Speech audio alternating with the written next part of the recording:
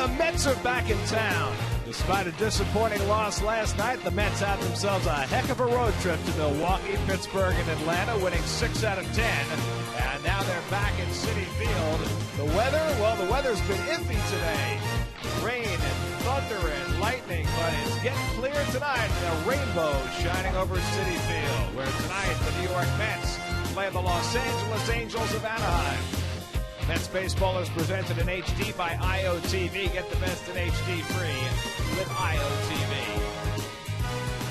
And a pleasant good evening, everybody, and welcome to Citi Field. I'm Gary Cohen. Ron Darling and Keith Hernandez join me in just a moment as the Mets open a 3-game series against the Los Angeles Angels of Anaheim. One of 15 straight interleague games on the schedule now for the Mets. They've got the Angels and A's on this homestand. They go to Texas and Detroit before hosting the Yankees over July 4th weekend. The Mets come home from a road trip to Atlanta. On that road trip, they had 4 nighttime getaway days, leaving home, leaving Milwaukee, leaving Pittsburgh, leaving Atlanta, all after night games, and a lot of the Mets didn't arrive home until after 4 o'clock this morning. And Keith, you've been through this before. As an everyday player, does that kind of schedule begin to wear on you? Well, it does, and I always said the schedule is much more difficult for the players today because in our day you only had the 2 divisions, and you went out west and spent 10 days, and you had a travel day and a off day in between somewhere, either L.A. or San Diego, and then you flew back home with an off day.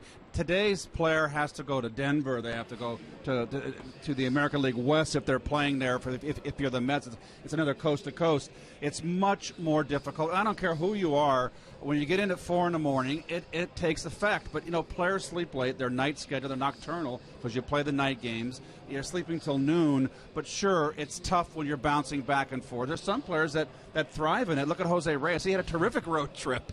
Well, some guys just have boundless energy. He might be one of those. The other challenge the Mets face now is taking on the American League and playing teams that they rarely see. What kind of impact does that have on preparation? Well, I will tell you, I think the players think of it as a little bit of an annoyance.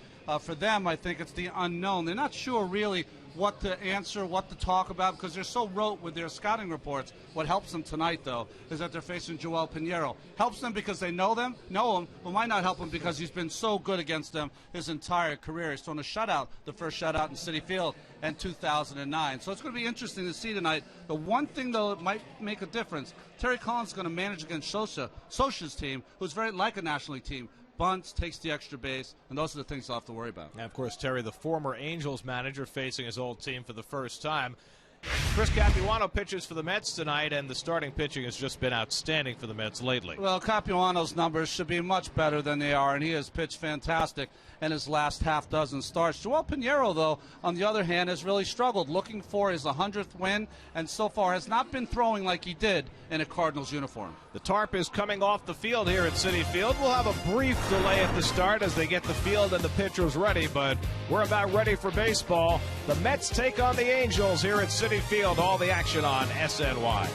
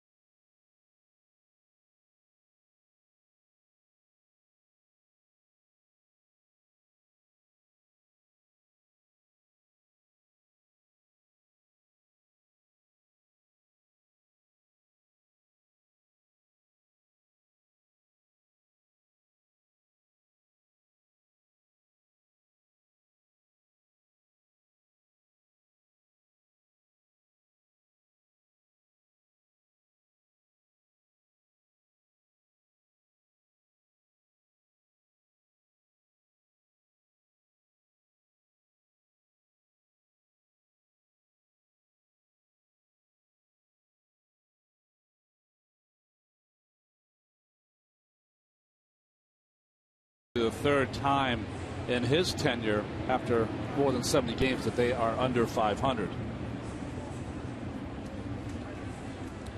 As part of SNY's Puerto Rico Does It Better sweepstakes presented by Rums of Puerto Rico, fans enter their favorite rum beverage at SNY.TV to win a chance to have their drink featured on menus at Citi Field. Starting today, visit select bar locations at Citi Field to enjoy contest winner Denise DeGenero's Coconut Dream, brought to you by Rums of Puerto Rico, the rum capital of the world. And just incidentally, Joel Pinheiro, proud Puerto Rican native, pitching for the Angels tonight, trying to become just the fourth Puerto Rican pitcher in history to win 100 games. Well, Gary, you and I always talk about that game in 2007 when the Cardinals came back to play a makeup game. He threw 8 shutout innings. 2009, first opposing pitcher to throw a shutout against the Mets here at Citi Field. So always great success.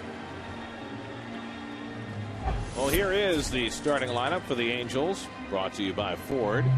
Torrey Hunter struggling, Vernon Wells struggling, and because of that tandem of struggles, the Angels just 11th in the American League in runs scored in a 14-team league and 4 games under 500. They average just 3.7 runs per game. They've gotten great pitching this year, but the offense has been a big difficulty for them.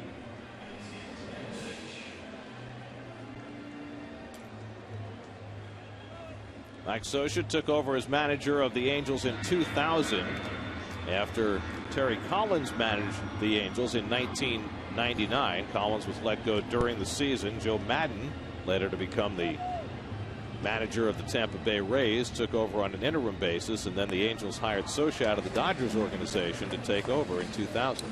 Well, he has a lot of players on his staff from that 1988 World Championship Dodger team. Mickey Hatcher, Alfredo Griffin, and Scioscia, one of the best catchers of his time. Didn't hit too much, about a 260 hitter, but could really play his catches out defensively. He was a line drive hitter, and there's the starting pitcher tonight.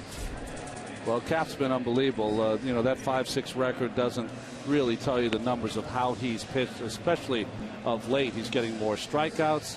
He's been able to throw more strikes. His pitch count is down. He's just been outstanding as you look at those Verizon numbers. And we'll take a look at the City Metsy defense. How about those Mets, folks? The 27 start for Murph at first base. Tejada has really solidified the defense. I can't say enough for him, what he's done to the middle part of that infield with Reyes and Pagan back in center field. It's really just strong up the middle defensively. There's Murph, sporting a little beard. A lot of that going around in the ball club right now. Well, the club's playing well. There won't be any beard here with Tejada. Not yet, anyway.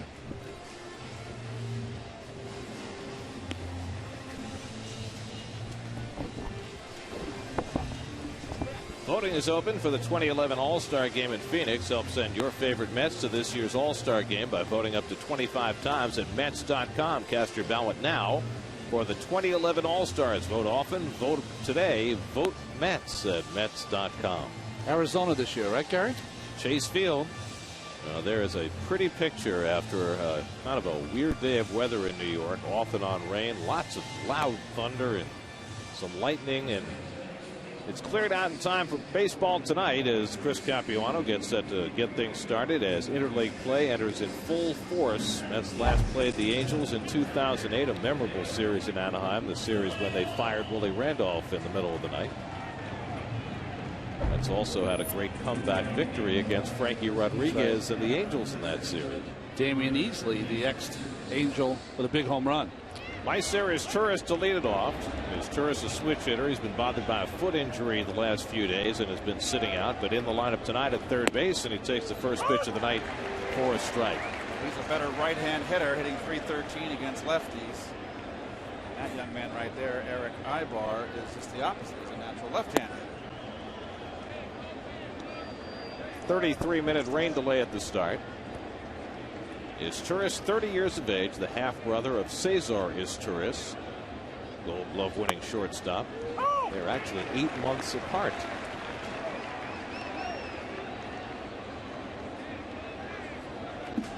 There's some of the particulars on Izturis, who began his career as a Montreal Expo actually began his career in the Indians organization as he strikes out on Capuano's changeup, and that's the first out of the night.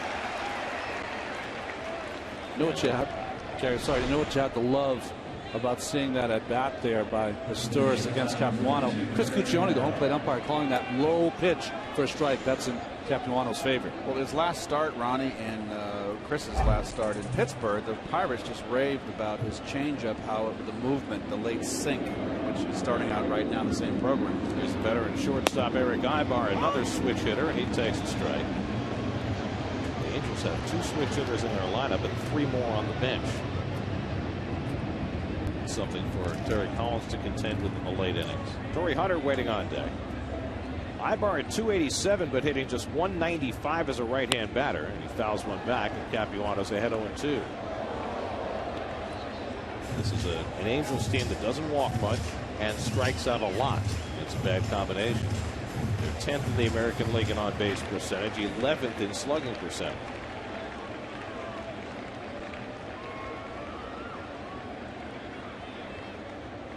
And Ibar takes it just in off the plate, 1-2. Angels playing at Citi Field for the first time. A lot of them were out in the outfield before the game, looking around the ballpark. It's always different when players come to a new ballpark for the first time.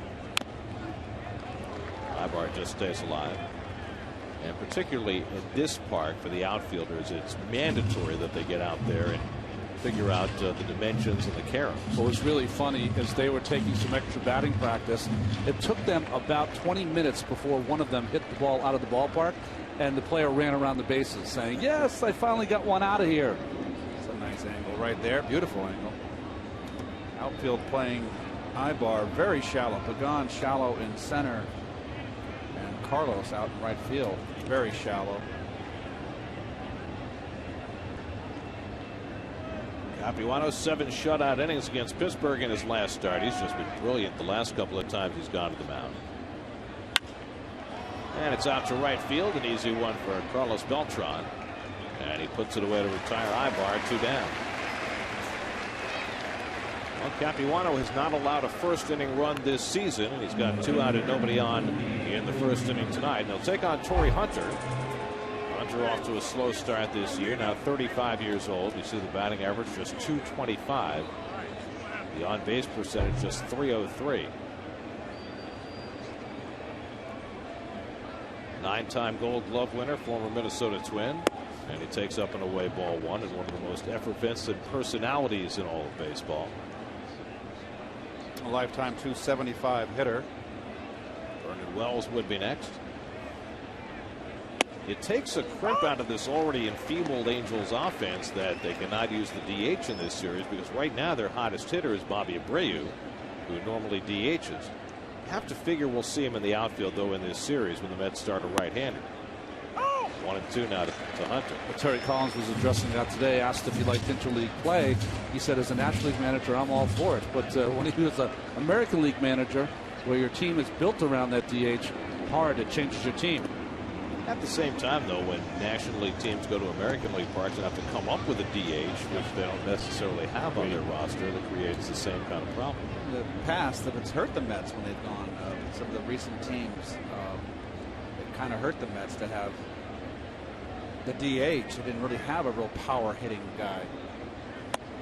Just off the corner. I'll tell you when it helped. It helped when the Mets had Mike Piazza, because it enabled them to rest him by giving him the DH duties for those games. You remember when I first started doing the games here, Chris Woodward would be the DH occasionally for the Mets. Hunter hits it out to center field, and Angel Pagan drifting back is there. It's a 1-2-3 first inning for Capuano, so he keeps his first inning slate clean. Mets come to bat with no score.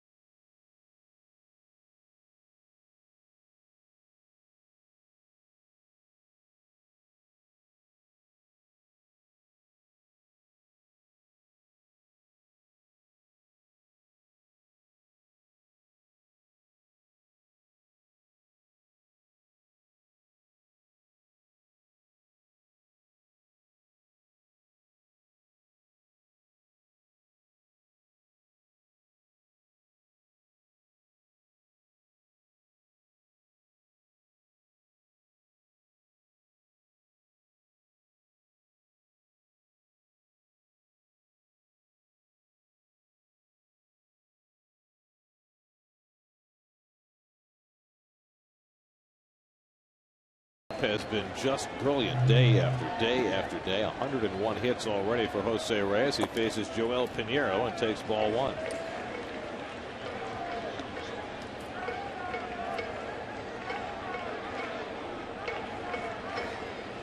Reyes sitting at 348, leading the major leagues, and he bounces one to the right side. Howie Kendrick over to his right, taking his time, and barely gets him at first base. Hey, Mr. Kendrick, the guy can run.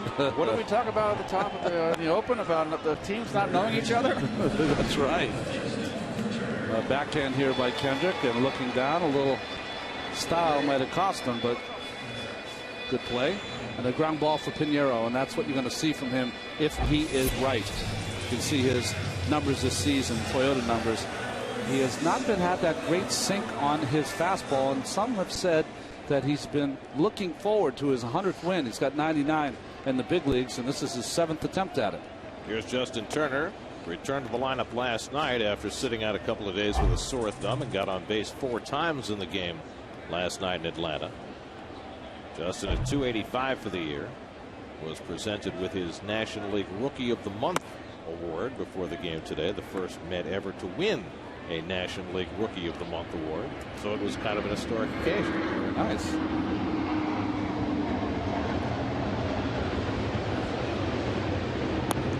Joel Pinheiro came up with the Seattle Mariners as a hard thrower, a high fastball kind of guy. Won 14 games one year, 16 games the next year, then tailed off. It wasn't until he got to St. Louis that he became a sinker ball pitcher. And once he got to Dave Duncan, the pitching coach there, he changed him from a 4-seam fastball pitcher to a 2-seam fastball pitcher, and it's really revitalized his career. He was outstanding last year, has gotten off to a slow start this year after starting the year on the DL. Turner lines one and caught by Ibar. 2 down. Ibar was playing deep, and it served him well, and that's the second out. Keith, not only playing deep, but he was playing really in the hole for Justin Turner. Well, Justin, when he does pull the ball, he likes to pop that hole, but he does use the other field too. So he's more of a gap-to-gap hitter. But boy, he's done a fine job, and he's one of the big reasons why this club has played well with all these guys banged up. And the Coors Light California Angel, Los Angeles Angels. That's first one. I'm showing my age. I am showing my age. Beltran hooks one out to left field, and right there waiting for it is Vernon Wells. It's a 1-2-3 inning for Pinheiro. Just call them the Halos. There we go.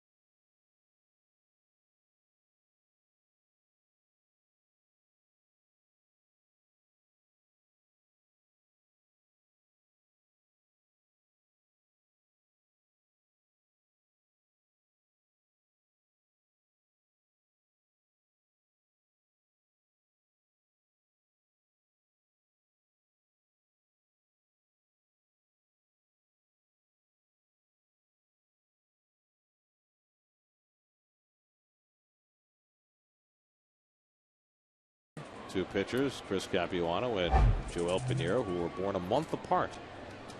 Both 32 years old. Vernon Wells leads off. He's been a bust so far since coming to the Angels.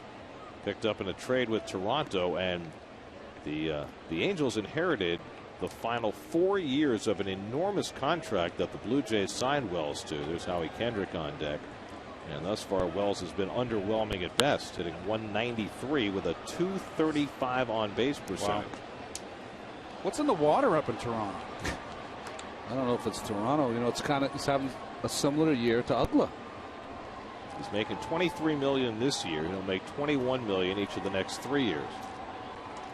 So I guess they're waiting for him to get on track. But unlike Jason Bay, they haven't pulled him out of the cleanup spot. They've still got him right there, just waiting for Wells to come around. The signs have been pointing up the last couple of weeks. Change-up hit out to center field, and Angel Pagan right there. 1 out. And Capuano, 3 fly ball outs in a row using the big part of the ballpark. Well, he's got that changeup working away, and they're trying to pull it. And if they try to pull that all night long, there's going to be about 10 F8s. Well, he's got to keep it away. That's all. If you get the changeup inside, middle end, that's the ball you can launch. But keep it away. Sorry, Gare. Here's Howie Kendrick, who's having a nice year. Hit a lot of home runs early in the season. Hit 6 home runs in the Angels' first 18 games, but only 1 since. But batting at .307.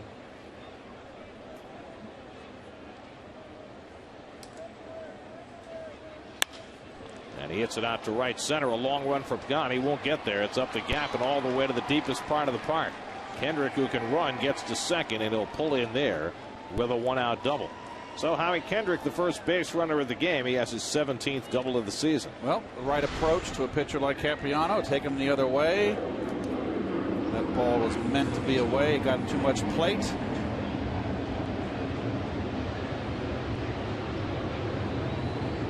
There's the swing right there, going right with it. When you hit the ball the opposite field, you hit it right more up at the plate. And that's nice hitting right there, the opposite field. Mercedes-Benz Ultra Mo brought to you by your Tri-State dealers on the web at searchmercedes.com. Now Mark Trumbo, who leads the Angels in home runs. 25-year-old, 10th round pick back in '04. It took a long time to develop, but now in the lineup most days for the Angels at first base. Peter Borges on deck. Trumbo last year had an extraordinary AAA season, 36 homers and 122 RBIs at Salt Lake City. Another ball hit out to center field. A lot of work early for Pagan, and that's the 2nd out. Kendrick tags and goes over to third. Now they're 2 away.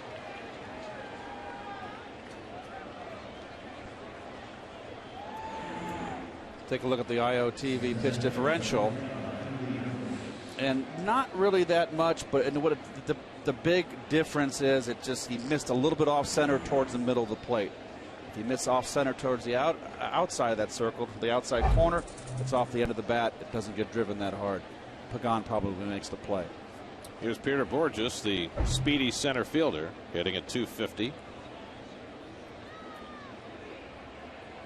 And you got to watch him with a runner at third and 2 out. He'll lay down a bunt. He's got 8 bunt hits to lead the major leagues and 17 infield hits, which is 2nd in the major leagues. This guy is scary fast. As you see the defense, pretty straight up, right, Keith? In at the corners, just in case what Gary said, a threat of the bunt. And unusual, obviously, with 2 outs. That kind of bunter.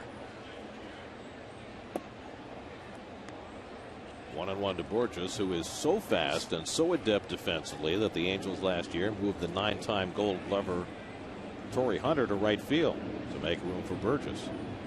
His dad played briefly in the major leagues with the Giants back in 1980. Chris Burgess, now a scout for the Orioles.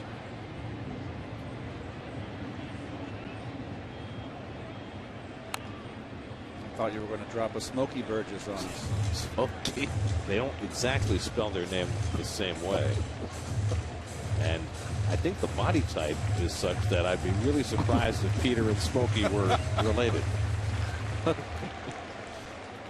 mean, here you got one of the fastest guys in the majors, and Smokey might have been one of the slowest guys ever in the majors. Great pinch hitter in his day, though. 1-2 from Capuano. Hit on the ground down to third, and Turner fires it high and over Murphy. And that'll bring in the first run of the game. It goes out of play, and Burgess will have to stop at second. Now Turner rushing it against the speed of Burgess. Threw it over the head of Murphy to bring in Kendrick with the game's first run. An error all the way on Turner. Well, a little bit of inexperience. He's not a natural third baseman here, and he's aware of the speed, but he doesn't really rush it. Gary kind of tapped the glove, as a matter of fact. He just let it go. He just overthrew the target. Keith, I'll tell you what I think happened there is that he kind of styled it, and as soon as he looked up, all he saw was Burgess hauling it down that line, and it kind of quickened his throw a little bit. That's going to walk the number 8 hitter, Jeff Mathis, a 198 hitter to get to Joel Pinheiro. Interesting call here, something that Terry Collins really has not been doing early in the season. And he'll turn the Angels lineup over. And I think you're right. I think Ronnie, his eyes got big as soon as he looked up and saw how far Burgess was down the line. Well, we've seen a lot of infielders, Garrett and Ron, where they have that bad habit of tapping their glove once after they get the exchange out of the glove. And those are critical split seconds right there that can make the difference.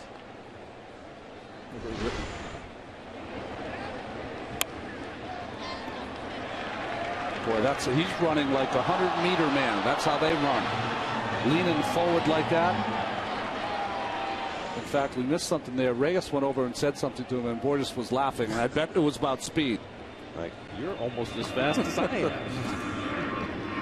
Here's Joel Pinheiro, lifetime 105 hitter in 162 big league at bats, mostly during his time as a Cardinal. And Capuano misses down for ball 1. So another unearned run against the Mets. They gave up 2 unearned runs last night, charged to R.A. Dickey.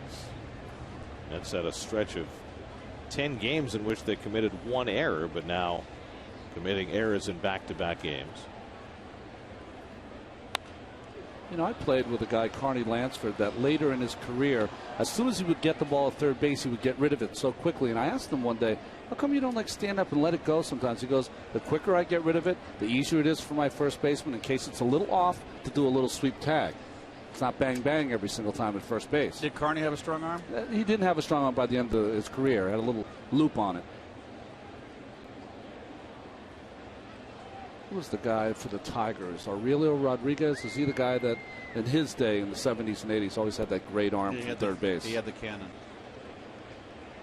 The only major leaguer in history who had every vowel in his first name.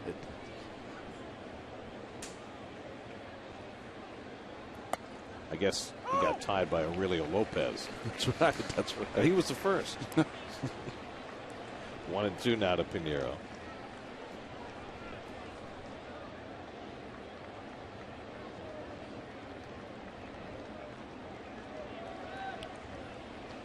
See the sweat on Capuano. It's not hot, but it's very muggy here today. 1-2. And a slow tapper for Reyes to handle. And he gets Pinheiro to end the inning. An unearned run for the Angels. And the Mets down 1-0 with Murphy to lead off.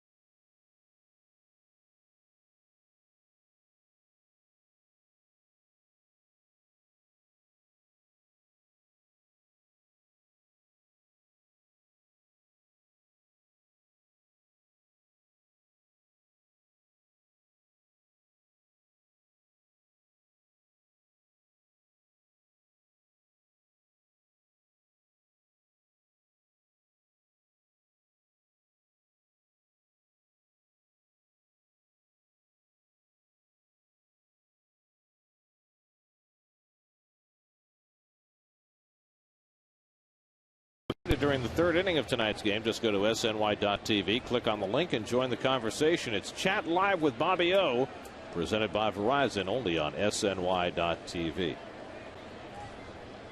Joel Pinheiro staked to a 1-0 lead. Daniel Murphy leads off the home second and takes ball one. Murphy was 1 for 12 in the 3 games in Atlanta, .293 for the year. Murphy, Pagan, and Bay up for the Mets in the bottom of the second.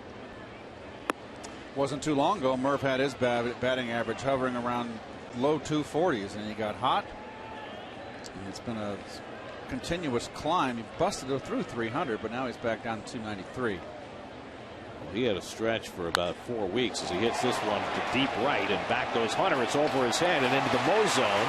Takes a funny carom. Murphy to second. He'll take the turn and try for 3. Kendrick with the relay throw. Close play. Safe. Second triple of the year for Daniel Murphy. And there's that situation where an outfielder comes to a new ballpark and doesn't quite know how that ball's going to bounce off the fence. And this was a day with the rain where you can't come out your outfielders and get fly balls and test the stadium. The field was covered up. It poured, and that took just a terrible bounce out there. Terrible carom. And Murph hustling all the way. I'll tell you, though, the Angels did a great job at making that play close at all. Tell you what, every time I see Howie Kendrick, he impresses me. He did a great job on that relay throw. Tying run at third and nobody out. Here's Angel Pagan, infield back. And Pagan takes high for ball one. Well, you can see the swing right there. Murph has good balance. Not lunging. He's not leaning forward right up the plate. That ball was a fastball right down the pipe, and he jumped all over it. Pagan this year, with a runner at third and less than 2 out, is 8 for 8 getting the run home. Mets have been doing a much better job of converting in these situations over the last few weeks, and Pagan's been perfect this year.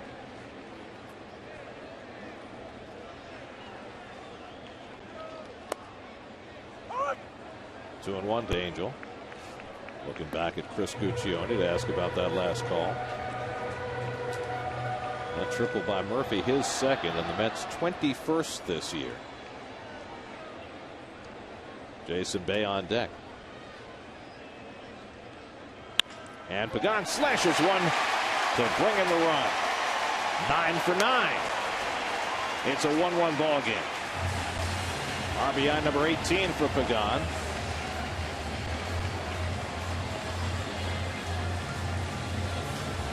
Well, that's the big difference for Angel since he came back off the disabled list. And he was pulling too much prior when he was down there on the interstate. And now he's using the whole field, keeping that front shoulder in. He tends to pull off. Look at him drive that right shoulder into the pitch. That ball was probably outside corner. And that's how you do it. So he's aboard with nobody out. Jason Bay, the batter. Pinheiro generally does a pretty good job controlling the running game. Pagan has 9 steals this year. Bay coming off back-to-back 2-hit games in Atlanta the last 2 days. Hoping that this is the start of something better for him. Yeah, the line drive to right center field last night I should say. That was something that you like to see.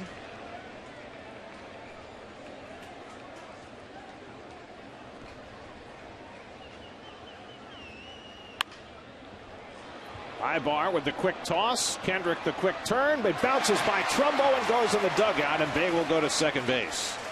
So not only can't they turn 2, but Trumbo can't stop it, and it goes out of play, enabling Bay to take second. Well, he had to rush this. A little sense of urgency here to turn 2 because Bay hustling down the line as usual. And it was a pick that wasn't an in-between hop. Nice slide by Pagan. You know, it's not an in-between hop, Keith, but that's one you got to keep in front of you at least, even if you don't make the play. Only the 3rd error of the year charged to Kendrick. So the Mets have the go-ahead run in scoring position with 1 out, and Ronnie Polino the batter. And a check swing tapper back to Pinheiro. Bay will have to hold his ground, and that's the 2nd out. So 2-away. And it's left to Ruben Tejada. This is going to be a very interesting week for Tejada because after getting off to a very fast start, he had a very difficult series in Atlanta. Went 0 for 13 in the 3 games and really didn't look very good. Was taking some bad swings during that series. Well, you know what? You're going to go into slumps. You can't stay hot for long, and Ruben certainly hasn't established himself even as a 300 hitter. I will say one thing: he's been he hits in the clutch. They're going to walk him as here, just as Terry Collins did the other last inning. Mets did the same thing, walking a 190 hitter, and here Mike Scioscia walks a guy who has had a rough stretch. I don't agree with this, particularly with Jose Reyes. It's early in the game. I know your team is struggling to score runs over there, the Angels. I have got to pitch to him, and I don't want this guy leading off an inning. Well, it's not only that, Keith. You're right. With Reyes leading an inning, he's hitting 290. It would be better to know how he hit in Atlanta. But even more importantly, Capuano's not an out. It's like you're putting him on to face Capuano. Capuano has shown that he can swing the bat. But he's been a manager for 12 years. Well, you come into play a series against a team that you're not familiar with, and you can look at scouting reports till the cows come home, but it's not the same as having seen players play in person. So here's Capuano, who's 2 for 20 this year. Both his hits have been doubles. 2 on and 2 out, a tie game in the second. Which leads to the question, unless you see a team every day, scouting reports can help. It doesn't tell you the whole picture. Oh, I've been in meetings where pitchers shake their head after the game and go, I thought this guy was a pull hitter. He just dorked me to right field twice and beat me. That's right. Pitch him in. Oh, yeah, right. Pitch him in. He just took me deep. I've had those meetings after games. Take those scouting reports and throw them away, please. The post-game meetings that question the pre-game meetings. The Angels have been terrific in interleague play. They have the best road record ever in interleague play. And Capuano down swinging on a pitch in the dirt. Mathis with the toss to complete the putout. First strikeout for Pinheiro ends the inning. But the Mets score their first run thanks to Daniel Murphy with a long triple that eludes Torrey Hunter in right field. And Pagan brings him home to tie the game at 1.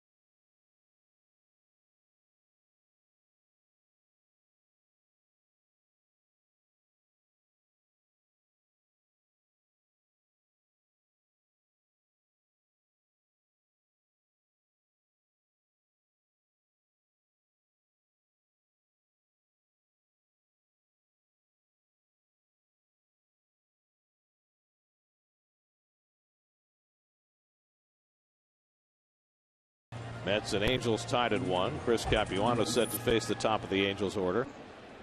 Let's check in with Kevin Burkhardt. Kevin? Guys, Mets are involved in something I think is a pretty good cause. Joe Brozzi is here, the CEO of the New York World Police and Fire Games. And Joe, First of all, why are you here? I mean, tell us about these games and what they're all about. Well, Kevin, the World Police and Fire Games are actually the Olympics for police officers and firefighters. So we're on the 10-year anniversary of 9/11. We're inviting the world here to New York. We have 15,000 athletes from 70 countries around the world competing in 69 sports over 11 days. So there's something for it's an 11-day event, and it's going to be very special. Now, why spread the word? How can people get involved and help, and what causes are they helping?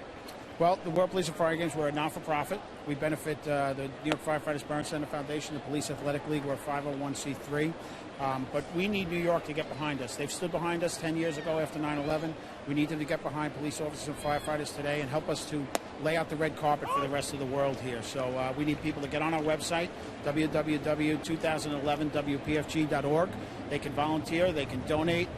They can get involved if they're a police officer or firefighter and compete in the sport. But we're going to need the whole community to come out here and celebrate this great event. I think you just gave them a good reason to, as these tourist bats now. Guys, again, I gave you the website there, and for a great cause. And obviously, Joe, I know you must be feeling pretty special commemorating, the 10-year remembrance of 9/11 will be here in New York. Guys, back to you. All right, thank you, Joe, and thank you, Kevin. It's certainly a terrific cause, and we hope everybody will get involved. Meanwhile, this tourist just sneaking one through the hole for a leadoff hit. Second hit off Capuano. And Eric Ibar will come to bat. Terry Collins was talking about this before the game, and we've seen this before with the Angels. The Angels are much more like a National League team when it comes to situations like these than a regular American League team. Yeah, they'll sacrifice, they'll hit and run, and one of the things they do better than just about any team in baseball, they run the bases, go from first to third as good as any team. And if you're, Pagan in center or Beltran in right, you have to be very aware of that on a base hit to the outfield. That is, Torres almost certainly is going to try to go first to third. Torres not a big-time base stealer, just 6 steals in 10 tries this year as the leadoff hitter. And Capuano, very difficult to run against.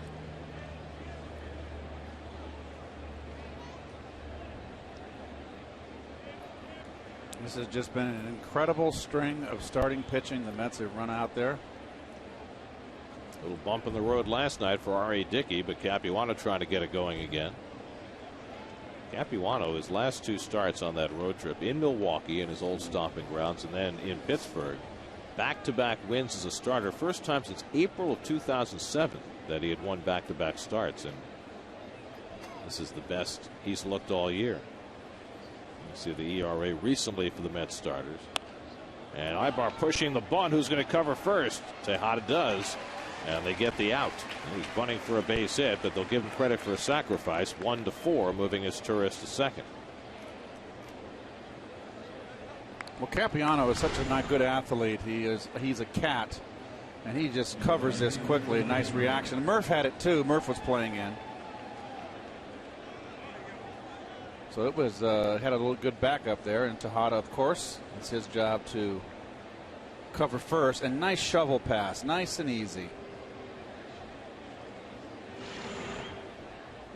So it's Torres at second with 1 out, and now Torrey Hunter, who flied to center his first trip, and he takes the breaking ball for a strike.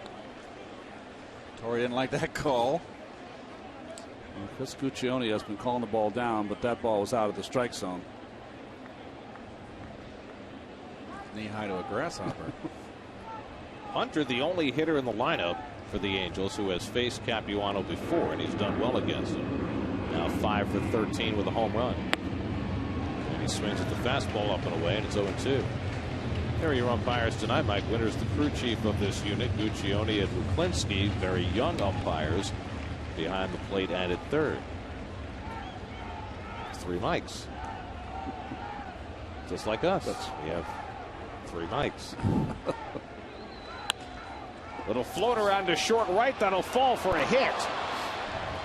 His Torres will pull in at third. And the Angels have runners at the corners with 1 out. Not hit hard at all by Hunter and just beyond the reach of Tejada. Well, tied up inside and just kind of inside outs and muscles it as much as you can possibly do to get out of the reach of Tejada. Just. And this Torres, it was too close. You can't get doubled up. You just don't want to run out of an inning. First and third, you play at safety first. You can see right there, you get jammed big time. I think Izturis read it as a hit off the bat, but he couldn't believe how much room that Tejada was able to make that play close. He started to doubt himself on his way toward third base. So now Vernon Wells, who flied out to center his first time up, with runners at first and third, getting a runner home from third with less than 2 out. Wells has been successful only 3 of 9 this year.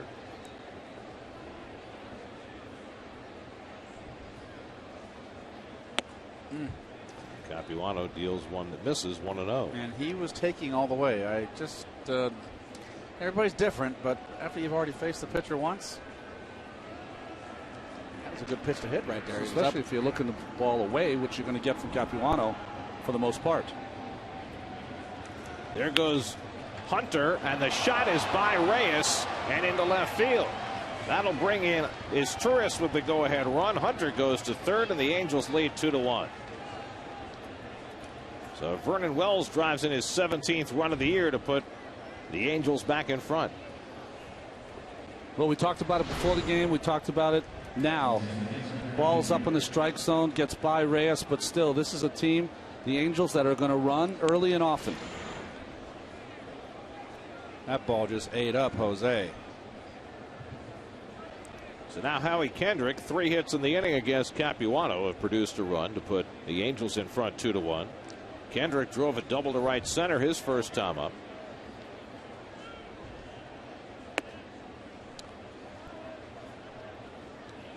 Well, we're going to see the IO pitch differential, IOTV pitch differential. Now, that ball's on the outside corner, but the difference is it's up. And your arms are more on a level it can reach. If they got it down, it gets more towards the end of the bat. High changeups are asking for trouble. Reyes with a double play chance, and he guns down Kendrick with a 6-6-3 double play to end the inning. But the Angels bunch 3 hits to go back in front. Now Jose Reyes will be leading off for the Mets in the bottom of the third. What can he do for an encore? 3 hits last night. He'll lead off when we come back.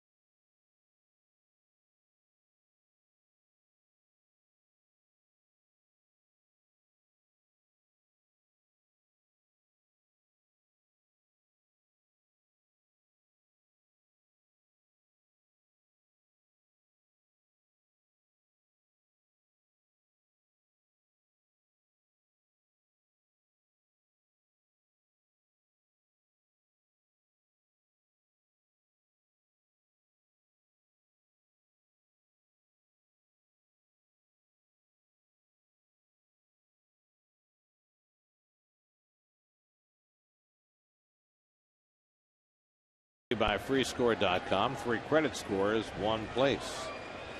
Jose Reyes leads off the home third and takes curveball. Ball 1 from Pinheiro. Reyes grounded out to second base in the opening inning.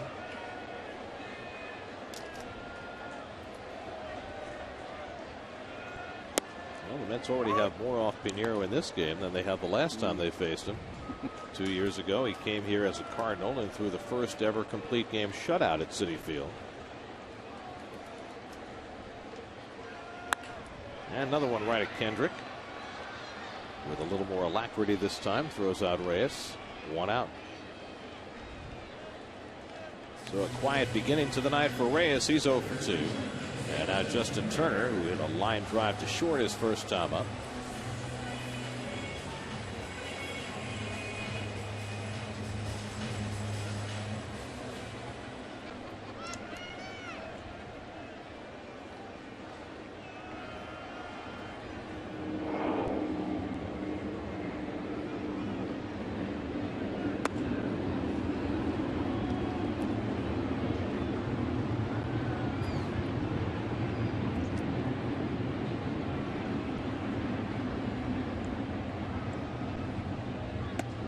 Turner takes it high, and Pinheiro behind 2-0. He's got that curveball against lefties, but no slider against the righties so far. He's faced 11 batters. He's only thrown first pitch strikes to 2 of the 11. Yeah. But he's got himself a 2-1 lead. And now he's behind on Turner 3-0 with Beltran to follow. 32-year-old Joel Pinheiro trying to become just the 4th Puerto Rican-born pitcher ever to win 100 games in the major leagues. You ask who is first on that list? Well, it's an active pitcher. Javier Vasquez has more wins than any Puerto Rican-born pitcher with 155. Juan Pizarro is second, and Jamie Navarro third. Juan Pizarro with the left-hander with the hook. Ball 4, and Turner's on with a walk. So Turner, who walked 3 times last night, is aboard with a pass. Second one given up by Pinheiro, who generally walks very few. Here's your AT&T trivia question. The only pitcher to have his number retired by 3 different teams. Well, I think this one is a slam dunk. Slam dunk. Especially with the Angels in town. 1 out and 1 on. Here's Carlos Beltran, who flied to left his first time up. Carlos leading the National League with 21 doubles, 1 more than Reyes.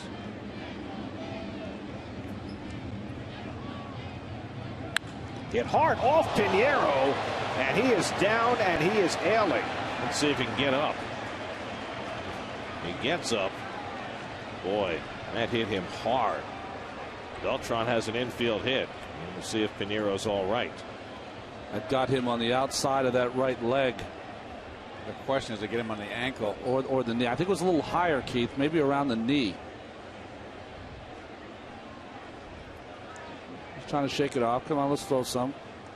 Always embarrassing as a pitcher when you get hit, because the embarrassment already is that the pitcher is laid you out. And you kind of just want everyone to go away and hope the pain stops at some point.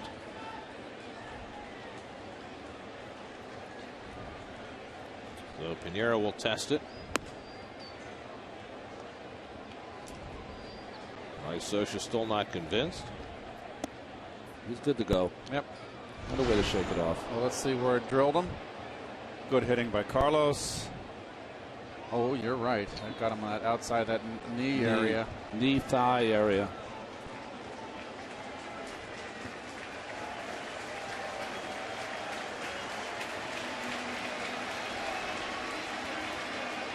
Took a long time for Carlos to slow down, didn't it? I wonder if he was upset about hitting Pinheiro. They're pretty good friends, I think. Both from the same neck of the woods. So the Mets have their 3rd hit off Pinheiro, and let's see how he responds here after getting nailed. Murphy hit a long triple to right field his first time up and scored the Mets run. Murphy's 2nd triple of the season. 2 on and 1 out. And Murph takes a strike. So a good sinker after getting hit on the knee from Pinheiro. And Eric Ibar playing up the middle behind Turner and really giving Murph that hole he likes on that left side of the infield. And you've got a sinker ball pitcher likes to work lefties away. You can see right there he's playing up the middle. The big hole obviously between 3rd and short. And that is a sinker ball pitcher. That is a nice little spot to poke it through. And you see what the lefties have done against Pinheiro this year. And it tells you that sinker has not been what it's been in the past.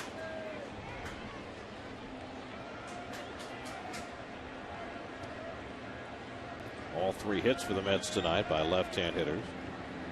Murphy, Pagan, and Beltran. Good breaking ball by Pinheiro, and it's 1-2. That's almost like a drop, isn't it, Ronnie? 12-6 here. Boy, pitch right on the outside corner.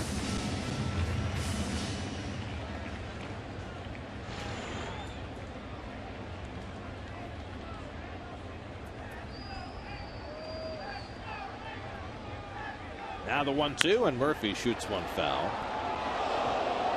So there's a case where he wanted to come inside, catcher set up in, and that ball bled right over the plate.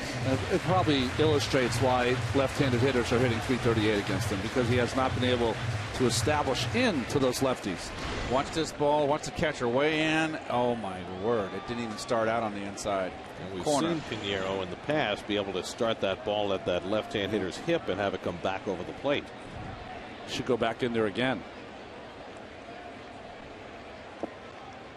This is with the breaking ball, and it's 2-2.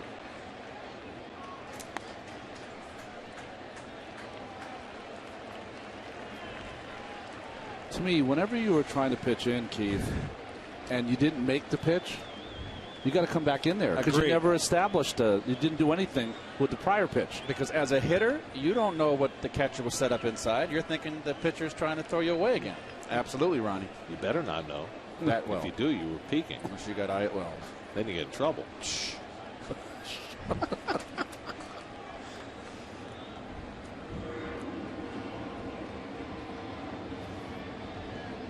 And Murphy hits one out to center field. Burgess has it lined up. And that's the second out.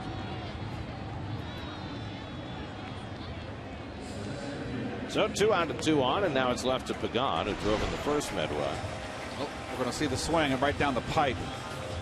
And Murph's going to go, oh my word, I was too quick. I should have hit that ball into left center field.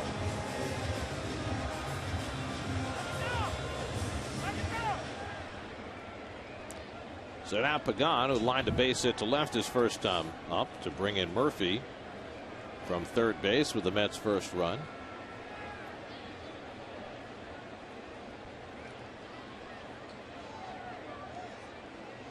And he lines one toward the right field line.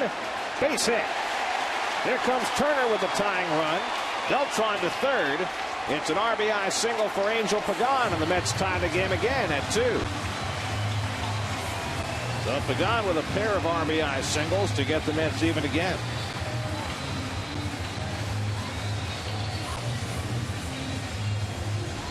Angel continues to hit. He wants the little drop on the outside corner. Well, guess what? He got too much outer half of the plate, and there's your difference. Mistake. He got it down. His mistake was getting too much plate. Sometimes as a pitcher, what did you do the last time up? You threw a sinker away, took you in the hole. You tried to counter that with a curveball. Angel had the answer. So now Jason Bay, who grounded into a force play his first time up. First and third and 2 out.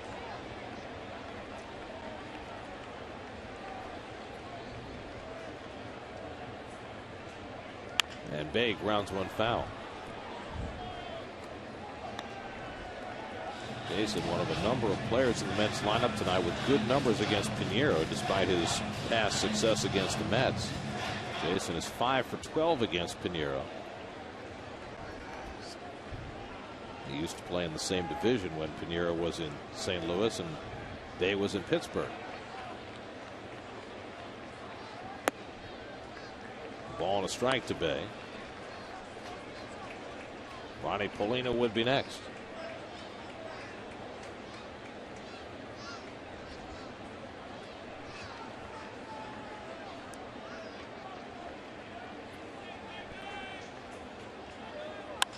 Breaking ball hit to right, and there's Hunter, side retired. But Angel Pagan ties the game up for the second consecutive inning with an RBI single. 2-2 game as we go to the fourth at Citi Field.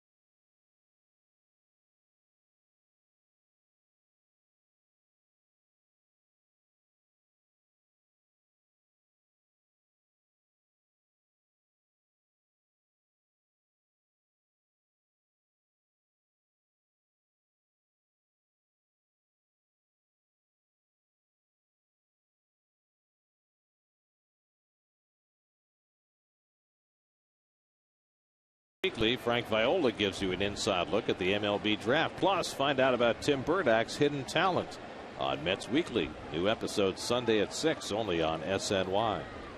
We start fresh as we go to the 4th inning. Mark Trumbo leads off against Chris Capuano. Trumbo fly to center his first time up. It'll be Trumbo, then Peter Burgess, and Jeff Mathis for the Angels in the 4th. The Angels just 4-9 in the month of June.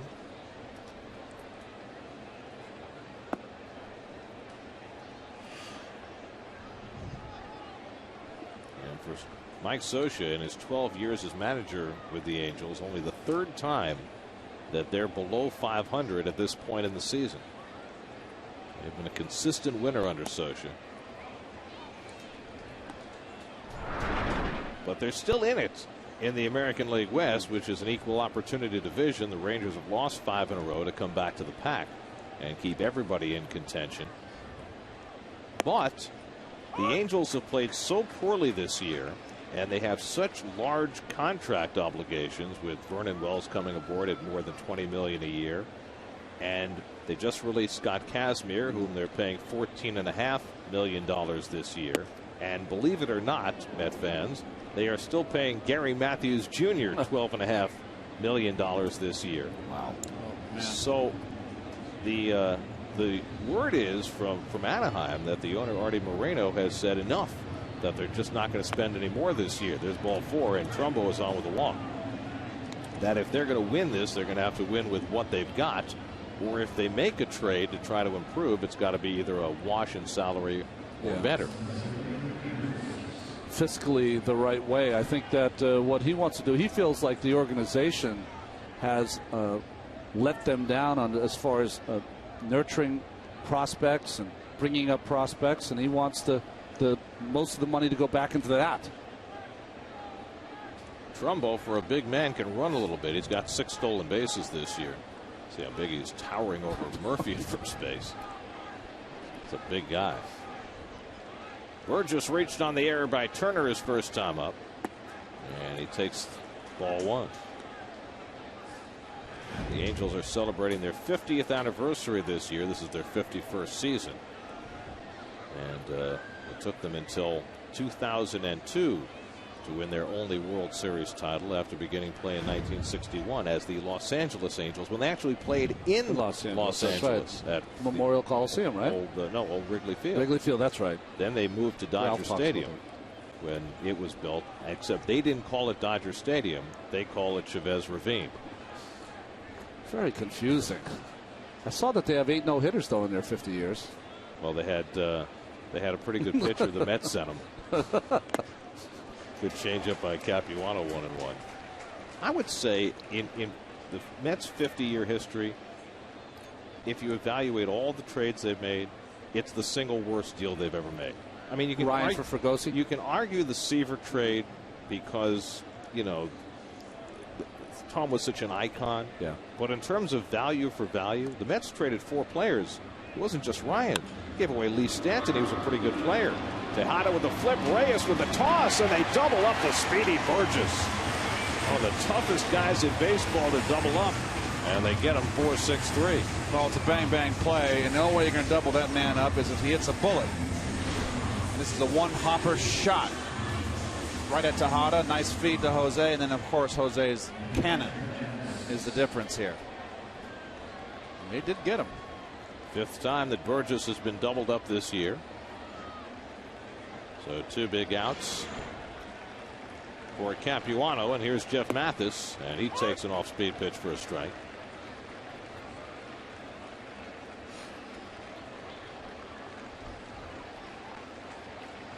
Of course, the other way to look at the Ryan trade is, would Ryan have been as successful if he had stayed in New York, which is a question that Nolan gets asked all the time. And he was not that happy here, right? I mean, he was. It was difficult for him. He was going back and forth, right, with military obligations, and he had problems with a blister, and he was a country kid in the big city. Swing and a miss, and Capuano strikes out Mathis to end the inning. Bottom line, though, no strikeouts ever. I would have taken my chances. Hall of Fame.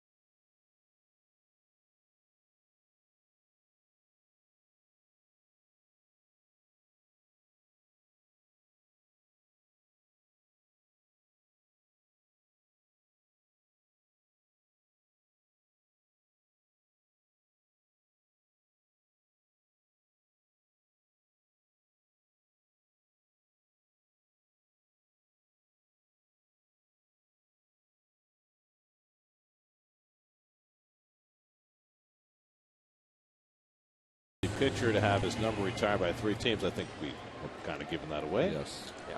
Nolan Ryan wore number 30 as an Angel, number 34 as a Ranger, and number 34 as an Astro. He also wore number 30 as a Met, not retired. Wow. That 5,714 strikeouts just shattered. That was Walter Perry Johnson he broke? Well, Walter Johnson's record was 3,508. Shattered it. And I remember when I was a kid, that was considered an unbreakable record. Exactly. Now, I think a dozen people have broken it. Ronnie Polino bounces one foul, and it's 2-1. Well, did we see Keith? Did we see his 4,000 strikeout, Danny Heat? Danny Heat? Yeah. I saw Seaver's 3,000 strikeout. I was it. You were it? Hanging curve. Maybe you didn't see it. That's in why you were Cincinnati. Looking or swinging? Swinging, hanging curve. I missed it. Did you kick yourself? I'll tell you the story. Polino hits a rocket foul. I forgot that he was going for the 3,000, and I got up to the plate, and I had no idea he was one shy. And he got 2 strikes on me, and all of a sudden the crowd started. There's a big crowd in Cincinnati at Riverfront, old Riverfront, and they started cheering and standing up. And I went, "What's going on?" And it distracted me. Then I went, "Oh!" It was too late. I swung at a hanging curve out of the strike zone. Go sit down. Oh well. It's good to be part of history. That's right.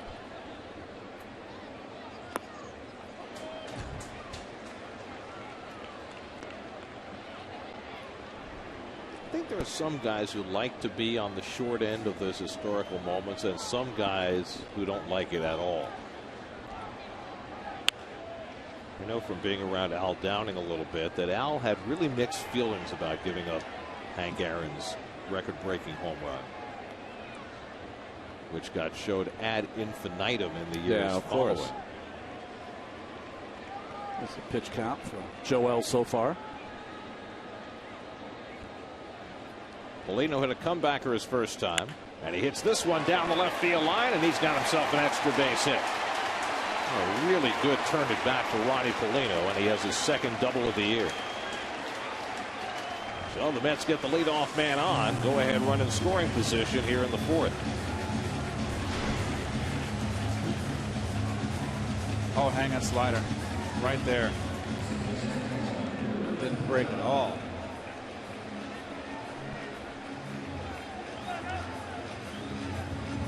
Good swing there by Paulino, as both offenses are really on point tonight.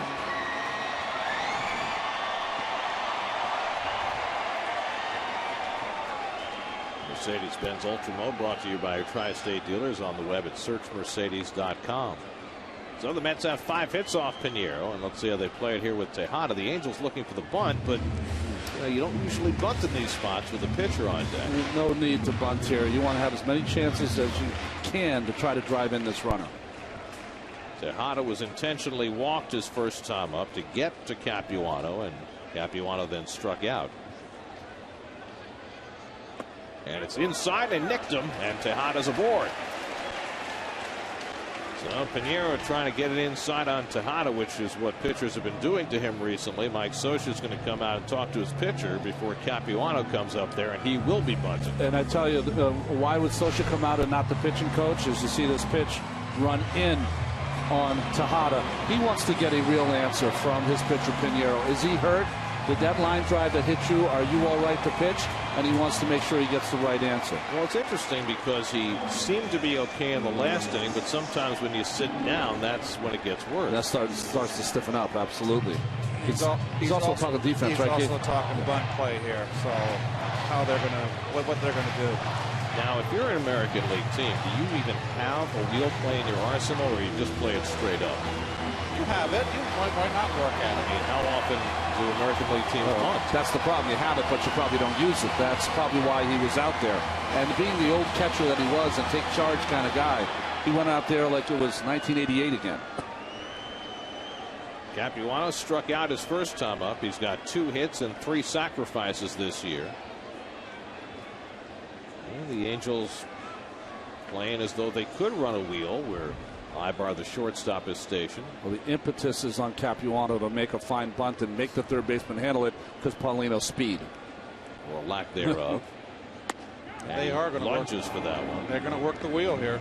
And if Ibar is coming over, then third base has got to charge. Izturis has got to vacate. That's the whole reason why you're doing it. And he just was out there telling him that. Just get in. Let's go. Field the bunt. Well, Capuano's also a good enough hitter. If he sees that shortstop vacate, he can swing the bat. Mets have had a problem, though, bunting through balls and putting that runner at second in jeopardy lately. It's happened twice in the last week. And a pickoff try and just getting the hand back. Polino. He seems surprised by Kendrick coming over. So I got to believe that Socia went out there and gave him probably a series of 3 plays. There you go. No, if we're going to do it the wheel on, if it's a ball or he doesn't bunt it, we're going to do the pickoff on the second pitch, and then we're going to go back to the wheel, whatever. Now, if you're looking where the shortstop is defending, he does not have to vacate, Gary. He's 20 feet, 25 feet in front of that base runner. He doesn't run well. He'll beat him holding his position until the ball's bunted. So they run the wheel, and Capuano again goes out of the strike zone and misses it, and it's 0-2. Capuano considered to be the best bunter among the Met pitchers, but not looking good here. Oh, he chased. You're always a little bit more reluctant to wheel with 2 strikes. So it's really up to Kendrick at second base to hold Polino close. Capuano showing bunt and lays off, and again they were showing wheel even on 0-2. So I guess the question, do American League teams have the wheel? Well, the Angels do. Well, listen, when they ran that pickoff play, that was as good as you'll ever see one. Well, the assumption there, I guess, is that the runner is going to follow the shortstop and that second baseman can sneak in on him.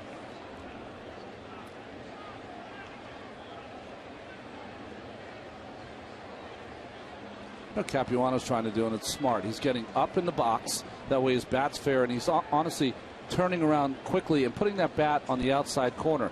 That tells him if I have to reach for it, let it go.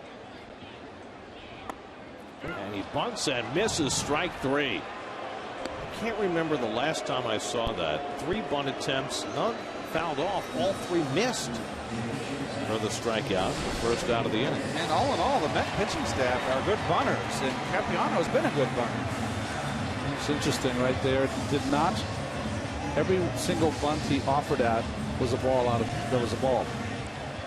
So that's the first down. Here's Reyes with 2 men on. Reyes twice has grounded out to second base tonight.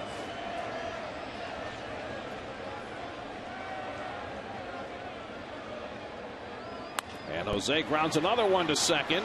Kendrick gets the out. Ibar the turn, not in time. So Reyes beats out the relay to keep the inning alive. He's gotten Reyes 3 times on 4 threes on your scorecard. I'm sorry if that was a fielder's choice. So he's got Jose rolling over on the ground.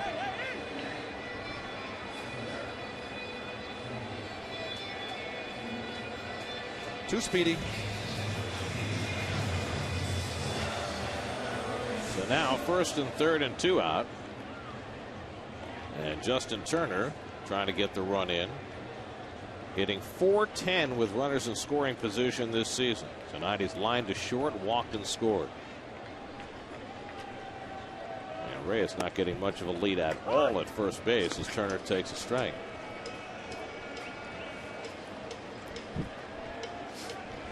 Turner with 28 runs batted in. He's at 145 at bats.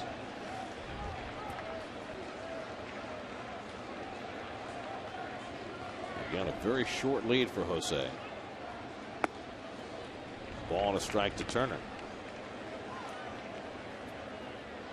Again, the left side of the infield playing Turner for pull. And so you've got the right-hander. See the disadvantage for a right-hander when he has to hold a runner on as opposed to a lefty. He's got in an awkward position. How can he push off and cover ground in the hole? It's unnatural. It's so much easier for a left-hander to push off and get into that hole. This 1-2 count. Reyes has got to go. It's a 2-2 game. Pinheiro is holding him pretty close, but not keeping him that close. It's time to go. Turner's in the hole. 1-2.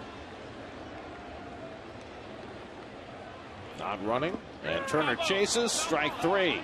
He thought that he foul tipped it. He's arguing with the home plate umpire Chris Guccione that he got his bat on the ball, but he will not get any satisfaction. So after the leadoff double by Polino and Tejada being hit by a pitch, Pinheiro gets out of the jam after Capuano couldn't get the bunt down. Still 2-2.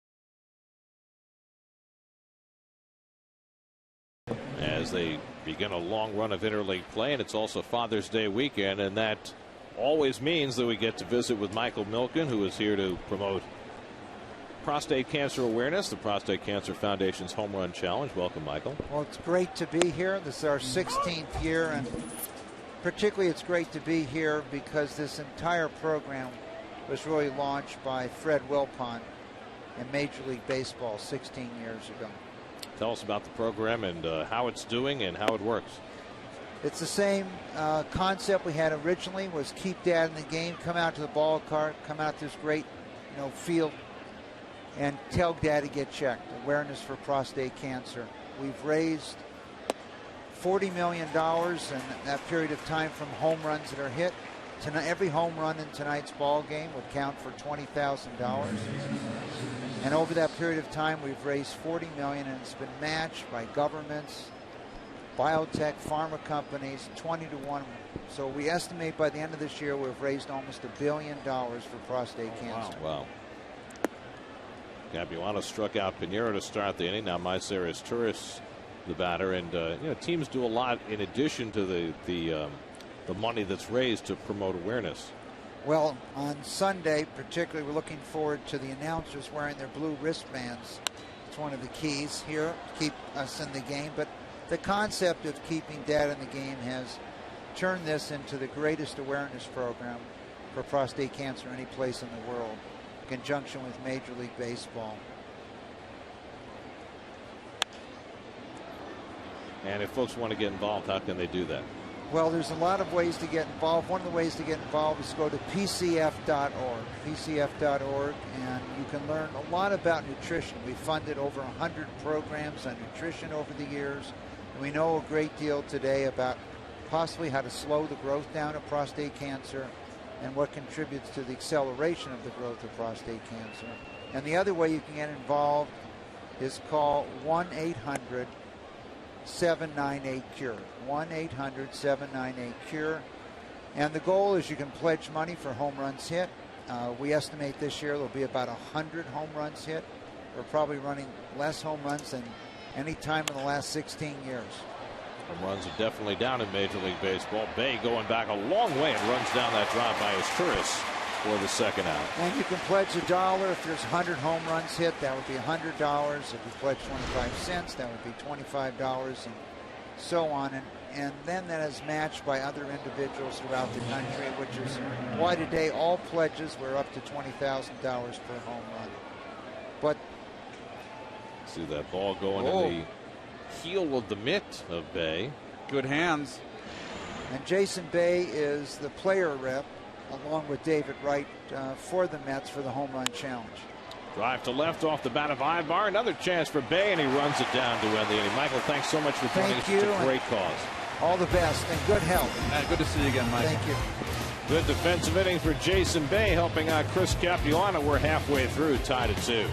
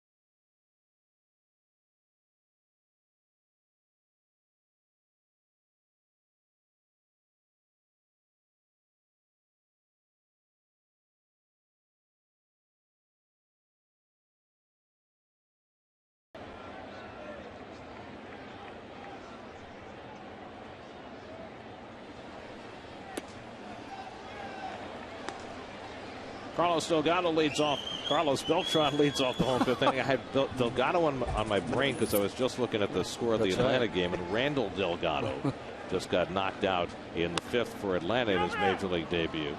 And Carlos Beltran grounds out to Trumbo for the first out.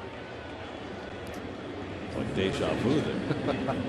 Win a trip for 4 to Universal Orlando Resort from SNY and Toyota. You can enjoy 2 amazing theme parks, nonstop nightlife, and a 3-night stay on site at the exciting Hard Rock Hotel. All you have to do is go to sny.tv/Toyota and enter the Toyota Fan Flyaway Sweepstakes today. Here's Murphy, who tripled and scored the first Met run in the second inning. Flied out in the third, 1 for 2. And a roller out to Ibar at shortstop.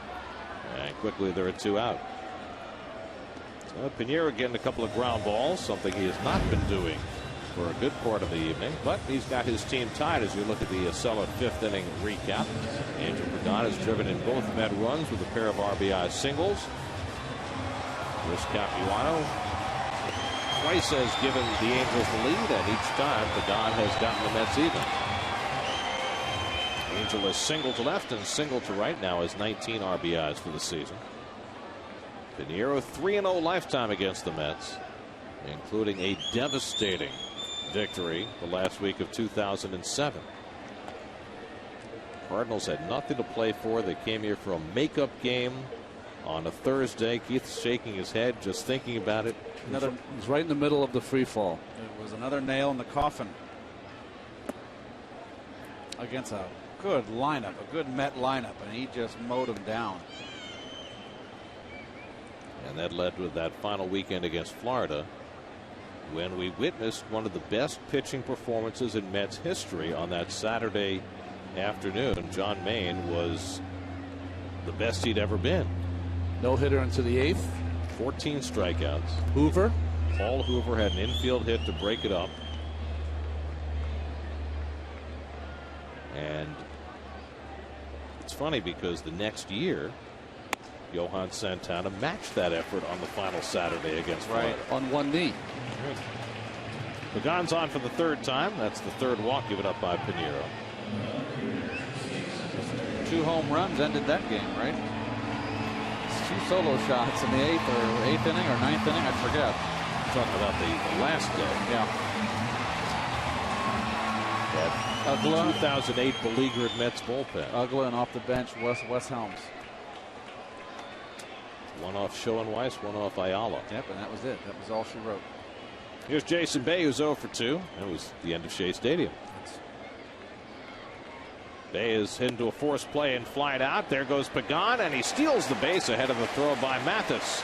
So Pagan having himself a big time night. That's his 10th stolen base of the year.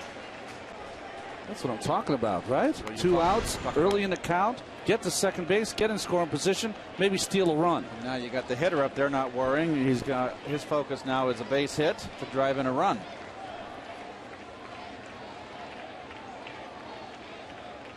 That's a nice picture. Sure is. Mercedes-Benz Ultramo.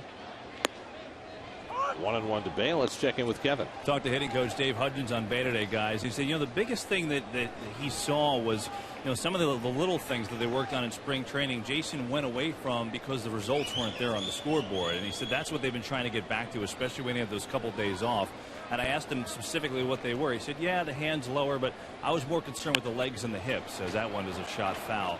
Jason had a tendency to kind of turn his hip and open up and then uppercut a little bit and top the baseball. So we really worked on trying to keep those legs and hips even and keep the swing even. And I think, when you don't see the results on the scoreboard, you kind of panic and revert to what worked in the past, even after we worked on it so much early in the year. So he thinks that Jason is getting back to that. He likes what he's seen the last couple of games, guys. Well, the results were there the last 2 days. Multiple hit games, the last 2 games in Atlanta. Kendrick makes a run to the bag, and Pagan just steps back.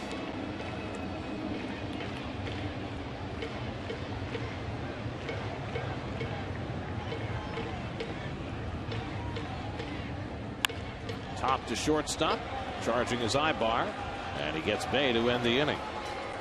We are through 5 at Citi Field. On a beautiful night in New York after all the rain, it's a 2-2 ball game.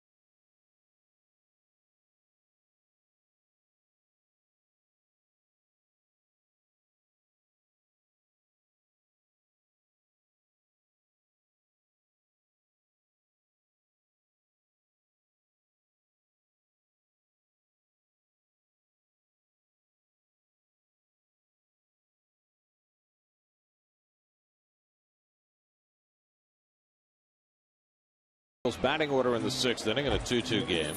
Torrey Hunter, Vernon Wells, and Howie Kendrick due up. Hunter had a soft single to right his last time up. He's 1 for 2. And takes a changeup off the plate for ball one. Torrey Hunter now 35 years old.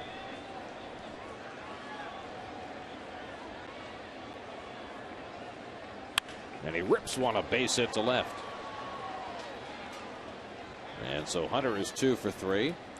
And the Angels have the leadoff man on in the 6th. Well, he's been getting his changeup up, Capuano, and this is in. It's by up, you know, mid-thigh is considered up. So you want to stay at the knees, especially when you have a sinking change. And you can't, when you get it up, you just, like I said, you cannot get it middle in. Now Vernon Wells, who drove in the second Angels run with a shot that ate up Reyes in the 3rd inning. He's 1 for 2.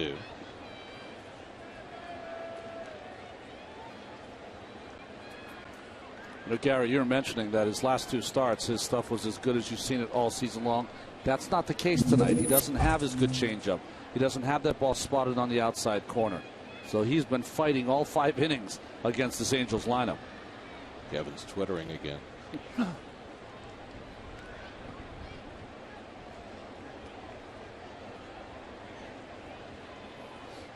You know, Kevin was up in the booth with us in Pittsburgh. I was listening to that game. And he said that, you know, there were folks who wanted me and Keith to tweet. And Keith said he'd consider it. Really? Me and Tweety Bird. Kevin showed us his tweets too. It was like endless. He was serious, scrolling in his phone. It's amazing how much, as you see, Manny Costa up for the Mets. So how many people are participating? So I was going to ask Ronnie, would you consider that? Well, 1-1 to Wells. Considering one of my nicknames when I play with the Mets, I would say no. My life is pretty boring, but when it does get exciting, I don't want you to know out there. Sorry. That's probably the best explanation for not being on Twitter I've ever heard. Yeah, not just another way for me to get in trouble. You wouldn't be the first.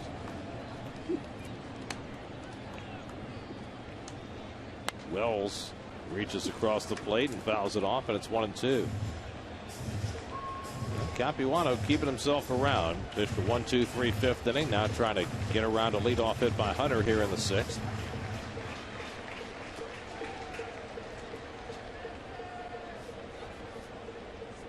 Vernon Wells spent nearly a month on the disabled list with a groin injury. He's been back almost 2 weeks and swinging a little better since his return.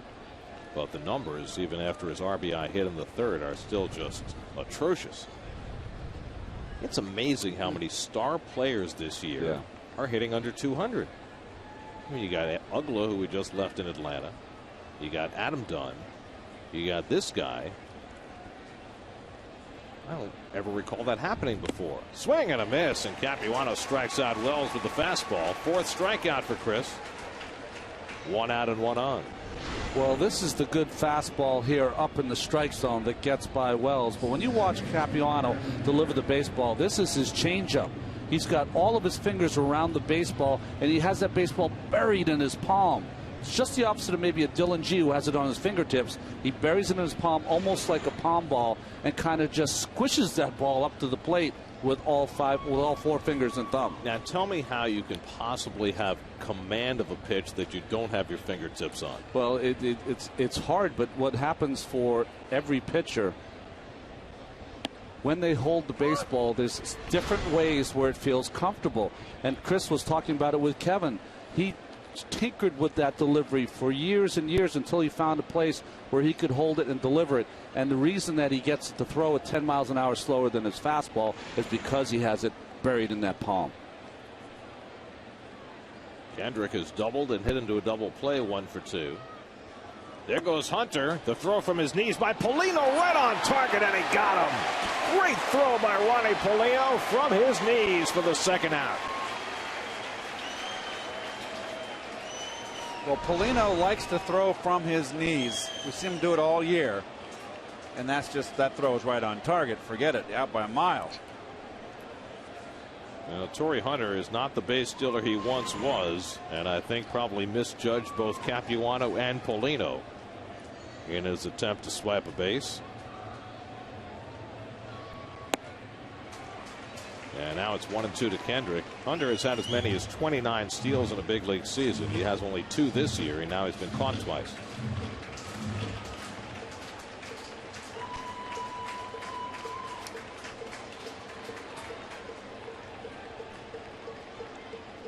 One-two to Kendrick.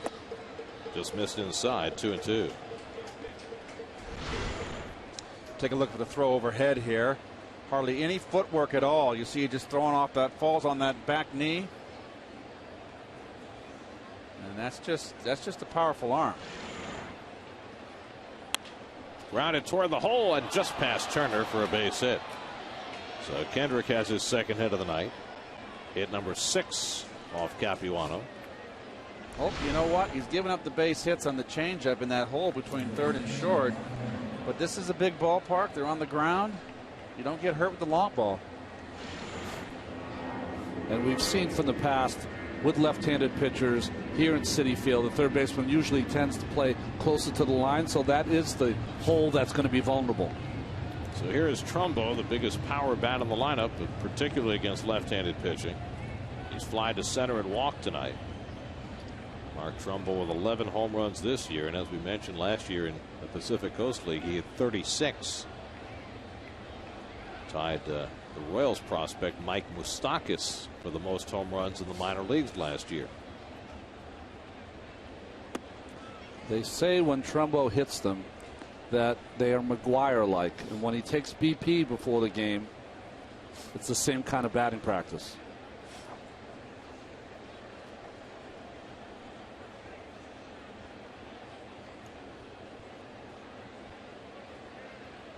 And Trumbo hits one past the mound, but Reyes on the charge. He boots it, and everybody's safe. So Reyes, who made an error in Atlanta last night, this time not charged with an error. They'll score that an infield hit for Trumbo. Okay. I got to believe that that is an error, to be honest with you. I mean, Jose has played brilliant defense all year long, and no one's perfect, but that's a routine ground ball he's got to put away. He knows that too. He has been brilliant, but he's also made his share of errors, maybe more than his share. He's already had 9 this year. That's a lot for this point of the season. He had 2 on the road trip, did he not? Well, he had the obstruction call, which counted as an error. Here's Burgess, who's 0 for 2, 2 out and 2 on in a 2-2 game in the 6th. And he hits it hard. Turner can't flag it down, and the Angels will regain the lead. Kendrick is in to score. Trumbo will be held at third. It's an RBI double for Peter Borges, and the Angels go in front 3-2. Borges with his 12th double and his 15th run batted end of the season to put the Angels in front for the 3rd time tonight. Well, there you are again, getting hurt with a ball over the middle. I'm not so sure. Was that a fastball, Ronnie, or a change? I thought it was a change. And that just took an up hop on Turner and ate him up. Mets will intentionally walk Jeff Mathis for the 2nd time tonight. And very critical that Jason Bay got over to cut that ball off. That ball rolls down the line, a 2-run score. Jeff Mathis was intentionally walked in the 2nd inning, and that worked out as Capuano got Pinheiro to ground out. And so they'll do it again here in the 6th. With the Mets behind by a run. I thought there was a possibility in this spot that Mike Scioscia would think about batting for Pinheiro because maybe he has stiffened up after being hit on the knee earlier in the game. But the Angels, while they have a very good-looking young closer in Jordan Walden, their bullpen before the 8th inning has been a little suspect. There's ball 4. So the bases are loaded. Let's check in with Chris Carlin. He has a New York State Smokers Quit Line game break.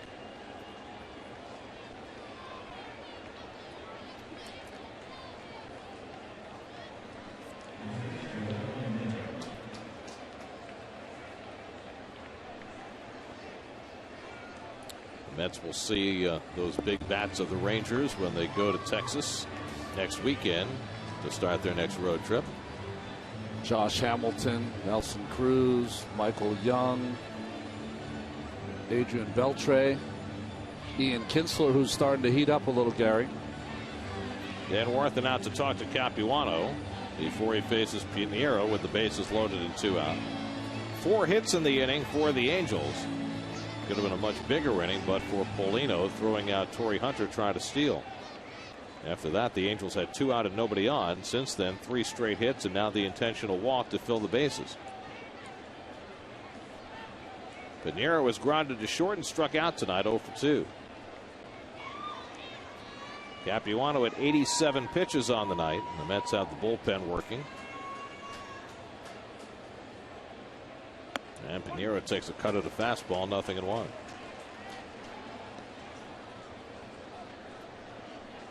Myceres Torres would be next.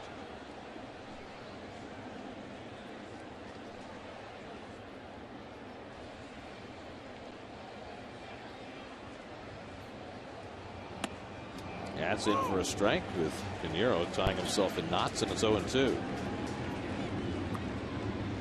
Trumbo is at third, Burgess at second, and Mathis at first with 2 out.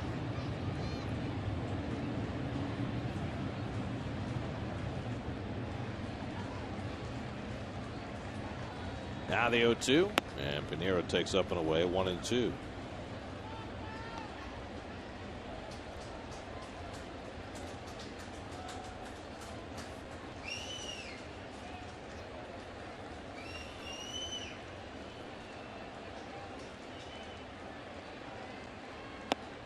Pinheiro down on strikes and the inning is over. 5 strikeouts for Capuano, but the Angels regain the lead on Burgess's RBI double. 3-2 Angels in the 6th with Paulino to lead off.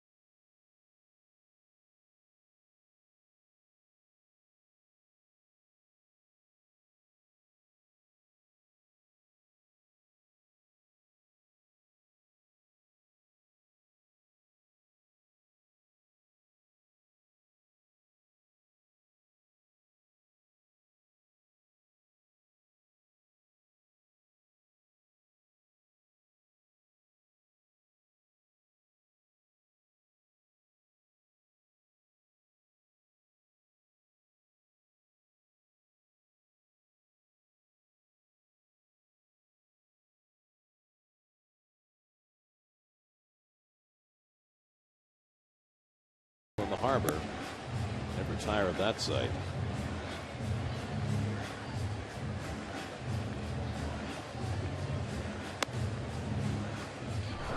Here's your Mets upcoming schedule. Remember, all Mets games on SNY are available in HD, presented by IOTV, and you can listen to every Mets game on Sports Radio 66 WFAN. Tonight begins a stretch of 15 straight against the American League.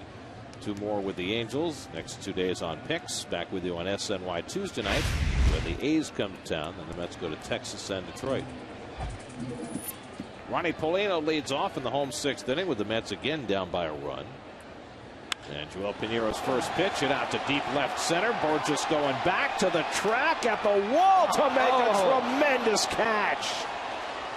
Well, now you understand why the Angels moved Torrey Hunter to right field. This kid can fly, and he makes an outstanding catch against the fence to take an extra base hit away from Paulino. He reminds me a lot of Gardner with the Yankees. He runs so fast like him. He just ran right into the wall fearless, and that is a terrific catch. And that ball is out of most ballparks. Yeah, most pitchers would be a fan of that. Well, the big difference is the speed. No one gets to that baseball except Borges. So one long hard out. And now Ruben Tejada, who's been on base twice, an intentional walk, and then had his uniform shirt ruffled by a pitch. That's the way to get hit. If you're going to get hit. There's a strike at the knees. Lucas Duda has come out on deck to bat for Chris Capuano. Quality start tonight for Capuano. Maybe not enough.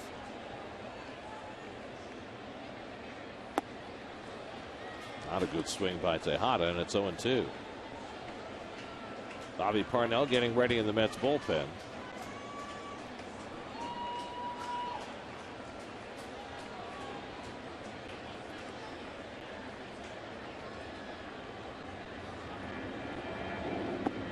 Curveball is down, 1-2. And our old friend Isanori Takahashi is up in the Angels bullpen. He's kind of been up and down this year, although pitching better lately. He had a couple fine starts here in this ballpark. The night he pitched that shutout against the Phillies. And he had a wonderful run as closer for the Mets late last season. Did everything. I mean, he was the 8th inning man. He started some games. Remember, he had those 2 starts against the Yankees, 12 innings, no runs. Closed, long man, did it all. Like the handyman who would come to your house and fix anything. That's right. That was Taka last year. But the Mets did not want to give him more than 1 year. The Angels did, and so he moved along. 1-2 to Tejada with 1 out and nobody on. And Ruben goes down on strikes. That's 4 strikeouts for Pinheiro, 2 out and nobody on. And now Lucas Duda will bat for Capuano. Chases the bad breaking ball here. Well, what the Mets have done is that they've let Pinheiro off the hook. Did not have that slider early in the game, and now it's starting to come back. So here is Duda.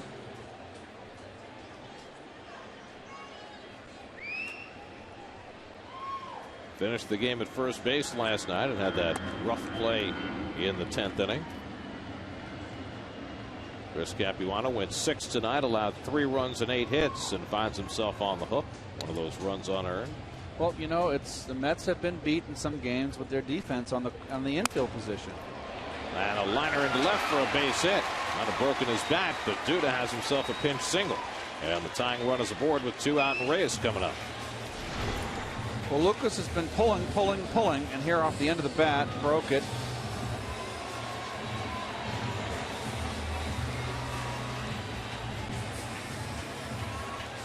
So now Reyes, who's been held in check tonight by Pinheiro 3 times in a row. Pinheiro's gotten him to ground the ball to second base.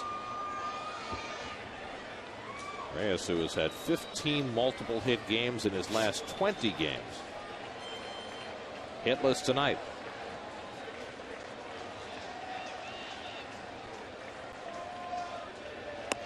And the first pitch curveball in for a strike.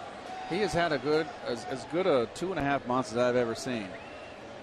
He has just been phenomenal, and what's made it so outstanding is the last month Jose's been driving in big runs, where earlier he struggled with men on base. He's driving them in now, and late. It's almost as though ever since the big boppers in the lineup, Wright and Davis went down, Reyes has stepped it up even more. And you know, you got to have the opportunity to drive them in. A leadoff hitter doesn't get too many chances to drive in runs in the course of a season, and they've been there for Jose in abundance, and he's come through. Boy, I tell you, he's just having a terrific season.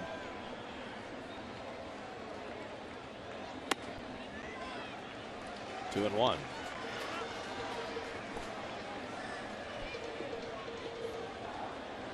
Rich Thompson, the right-hander, joins Isanori Takahashi, the left-hander, in the Angels bullpen.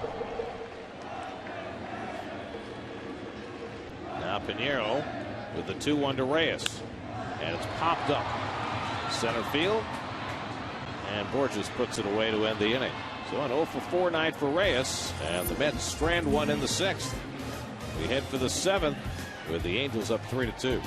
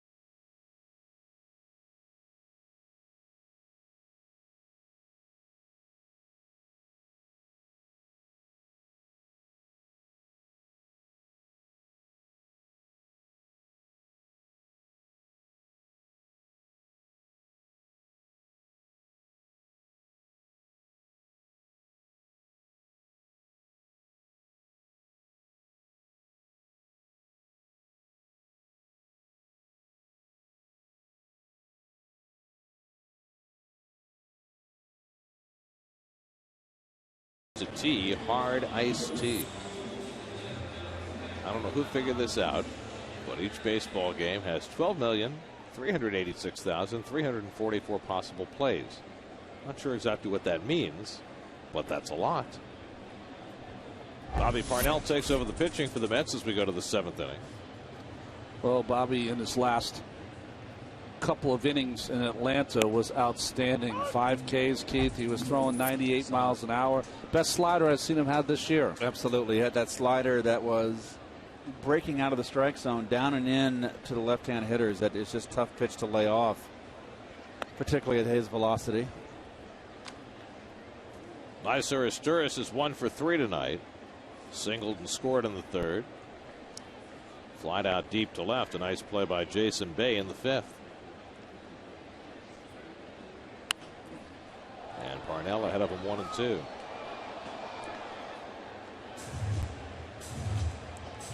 Capuano 6 innings, 8 hits, 3 runs, 2 of them earned, 3 walks, 2 of those were intentional, and 5 strikeouts. Capuano on the hook despite pitching well tonight.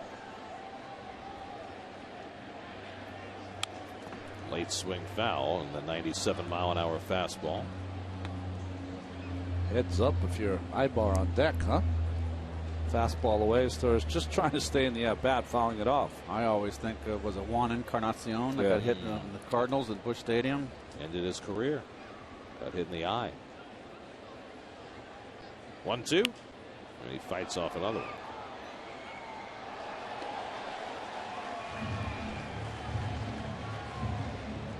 Marlins are trailing again tonight, 3-1 at Tampa Bay in the 7th inning. Try the nightmare for that team. Wow. 15 losses in the last 16 games. It's going in the old El Tanco. They are tanking.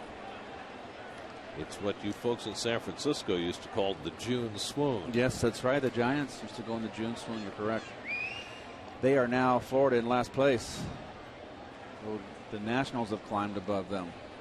Nats have won 6 straight coming into the night, and they just went ahead of the Orioles 4-2 in the 5th. 1-2, and as Turris pulls one down the right field line, that's an extra base hit going to the corner. Quite a turn at bat for Turris, and he pulls in at second base with a leadoff double. Fell behind in the count, fouled off some tough pitches, and got one to handle, and drills a double off Parnell. Well, a good at bat. It's a slider. And it's in, but it was flat, Ronnie, and he just opened up those hips and turned on it. So it wasn't a very powerful break. Now he's bunted. I'm talking about Mike Ciosa. He's bunted once with Ibar. He's going to bunt again. There's no question here. Well, Ibar is such a good bunter that he tries to bunt for a base hit at the same time sacrificing. That's what happened in the 3rd. He pushed a bunt batting right-handed. And got credit for a sacrifice. Now batting left-handed against Parnell. And the Mets looking for the bunt all the way.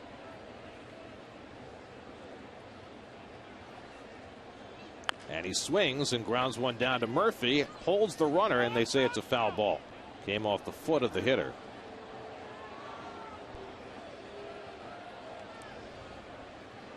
That was kind of a late call, wasn't it? Usually you have the umpires on the bases raising their hands and saying foul ball also. I can still see Gil Hodges checking for the shoe polish in the World Series against the Orioles. Cleon Jones skipped and did or did not get hit by the pitch. And then Don Clendenin hit a home run. Little tapper, that'll advance the runner. Reyes has to hurry and just gets Ibar at first as his Turris moves over to 3rd. Nice play by Jose against the speed of Ibar. So the Angels have a runner at 3rd with 1 out. That was a nice read by Asturis, wasn't it? Yes, it was. Slow roller, you can advance. And it's the skipper for the Angels just being unpredictable there. You know, infield in, a lot of holes open with the corners really thinking bunt. Let him swing the bat. So the Mets bring the infield in, down by a run in the 7th inning. Torrey Hunter is 2 for 3 tonight. A soft single to right and a hard single to left. And Ronnie Polina wants to talk about it with Parnell in a situation where Bobby Parnell could certainly use a strikeout. Today is June the 17th. which means that 28 years ago today, a left-hand hitting first baseman named Keith Hernandez made his Mets debut at Olympic Stadium in Montreal. Oh, Stade Olympique. Now, what I want to know is if the trading deadline was June 15th. I took my 48 hours. Yeah, exactly. That's what I wanted to know about. You weren't in much of a rush, were you? I had to pack. Was there traffic? We were home. We were playing in St. Louis. I had to pack. Tell the truth. You were pouting. Yes, I was. I hated playing the Stade Olympique.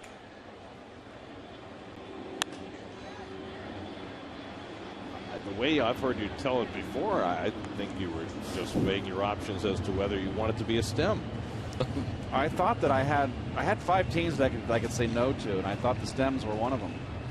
But my agent called. I called my agent. He said, "Nope, you picked all American League teams." I said, "Okay, I guess I'm going." Well, thank you for showing up. Well, it was the best thing that ever happened. We all really appreciate it. Are you kidding? 0-2 to Hunter, and it's grounded through the hole, a base hit. And the Angels tack on a run. Torrey Hunter with his 3rd hit of the night chases home his Turris, and it's 4-2 Angels. Yeah, Parnell ahead 0-2 looking for the strikeout, but Hunter found the hole through the drawn-in infield. Well, this is where Bobby's going to have to improve. When you get with his kind of stuff, you're going to have to make better pitches when it's 0-2. Looking for the fastball away, that should be on the corner, or miss away. Instead of caught a lot of the plate, and the talented veteran hitter Hunter just making some contact and made something happen. 35th RBI for Hunter. Now Vernon Wells has to spin. 1-0. Wells drove in a run with a base hit back in the 3rd. He's 1 for 3. So the Angels playing the way they play. Advancing runners. Going first to 3rd. 4 runs and 10 hits tonight. And like they nickel and dime you.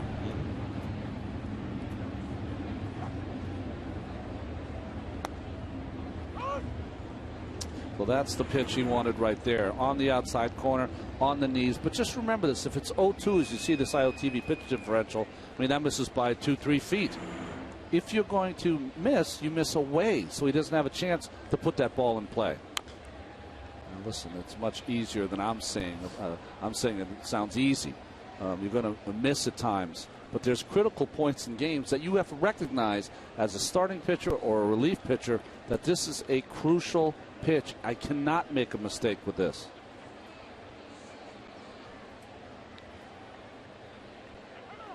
And you know what that tells me when you see those numbers there? That I think what happens, Bobby, is catch 22. He's got such a great arm that when he gets ahead, instead of thinking corners, he thinks speed. And he's going to power it past the hitter. And the hitter is already shortened up, so it changes the whole at bat for him. When you say try for the corner, but if you're going to miss away, how do you do that? How do you legislate yourself to miss away rather than miss to the other side? Catcher sits on the corner. You aim at the corner or his right shin guard. It cannot be anywhere, to the inside of that. If you're going to miss, it's going to have to be, as he puts up the sign, you watch that shin guard. In between the sign and the shin guard, you're going to throw it for it. So it's going to be 6 inches outside. And at this level, you should be able to do that. 2-2 to Wells. Bounce to short, might be 2. High hop for Reyes. Tejada with a turn in time for the 3rd double play of the night. Turned by the Mets infield. 6-4-3, but the Angels add a run on Hunter's RBI single. 4-2 at the 7th inning stretch.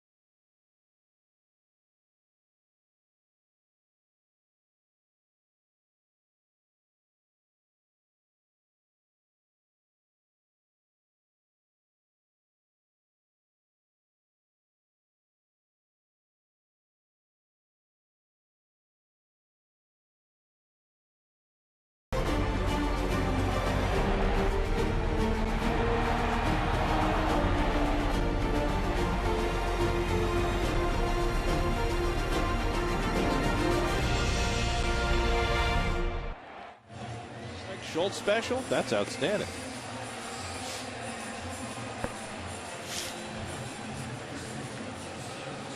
Justin Turner getting set to lead off the bottom of the 7th with the Mets down 4-2. Right now it's checking with Kevin, who's live from the Acela Club.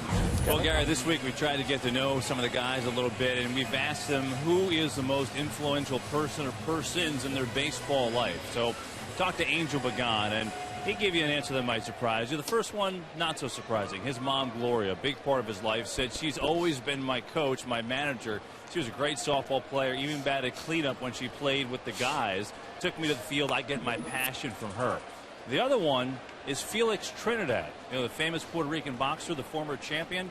And I asked Angel, how did that one come about? He said, well, I'll tell you what, I got to see him train in Puerto Rico, and it was amazing. I wanted to use that intensity and put it towards my sport as turn at Ibar, and he's retired, one down for Pinheiro here in the 7th. And he said basically what had happened one day, I was about 14 or 15 years old. I was hitting on the field, and it happened to be right next to the gym that Trinidad was training at. So Trinidad came out, and of course I knew who he was. He went up to me, started talking to me, put his arm around me, and we became friends. And big inspiration of Pagan in his baseball career, and obviously a big reason why he's a boxing fan too, guys. All right, Kevin, and we're going to see an old friend enter the game now. Joel Pinheiro done after 6 1/3, and Isunori Takahashi comes out of the Angels bullpen to replace him back in his old stomping grounds here at Citi Field. Call to the bullpen brought to you by Lincoln. We'll be right back.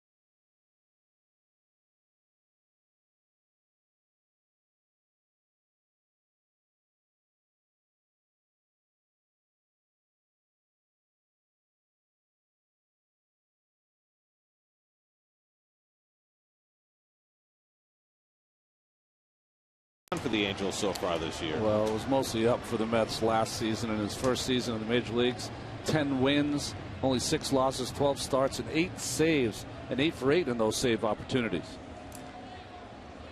Carlos Beltran, first man to face him. 1 out and nobody on in the 7th with the Mets down by 2. Beltran turning around about right-handed for the first time tonight. Went 1 for 3 against Pinheiro. He was the guy who hit the ball that hit Pinheiro on the outside of his knee, and might have hastened his exit from the game here in the 7th. Hooked into left field. On comes Wells, and he reaches down to make the shoestring grab. Wow. Nicely done by the 3-time Gold Glover. 2 out. Well, a long way to run for this, and he's got it. He knew he had it. Didn't have to dive.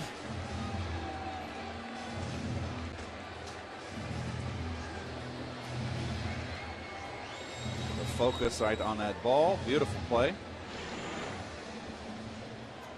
So 2 out and nobody on. Now Daniel Murphy, who's 1 for 3, tripled and scored back in the 2nd. Mets have had 6 hits tonight. The Angels have had 10.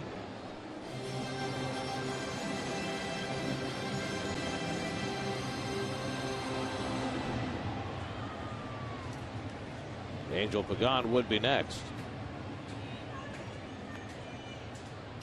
Pinheiro threw 87 pitches over 6 1/3, allowed 2 runs, 6 hits, 3 walks, 1 intentional, 4 strikeouts, and a hit batsman. And if the Angels bullpen can make it stand up, Pinheiro is in line for his 100th career victory. This was his 7th shot at it.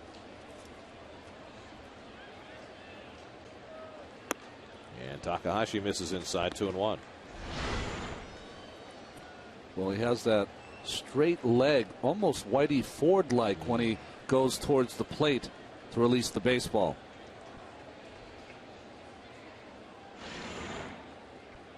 Almost Billy Wagner-like. Yeah, what I love about Takahashi is that he gets in a really good position, and then he always releases the ball in front of him. That's why you very rarely see him miss up in the strike zone. Almost like he's throwing darts at times.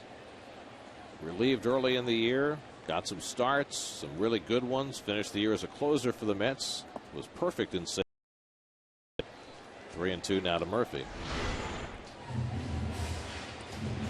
That big high leg kick, the pause, the regroup, and that ball really always right out in front of him, so he's not going to miss up. That changeup was down.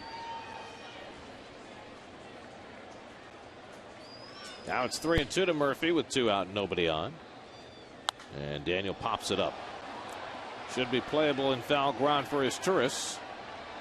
And the side retired, so Takahashi comes in, gets his 2 hitters. And we've now played 7 at Citi Field. Murphy getting under one. 4-2 Angels after 7.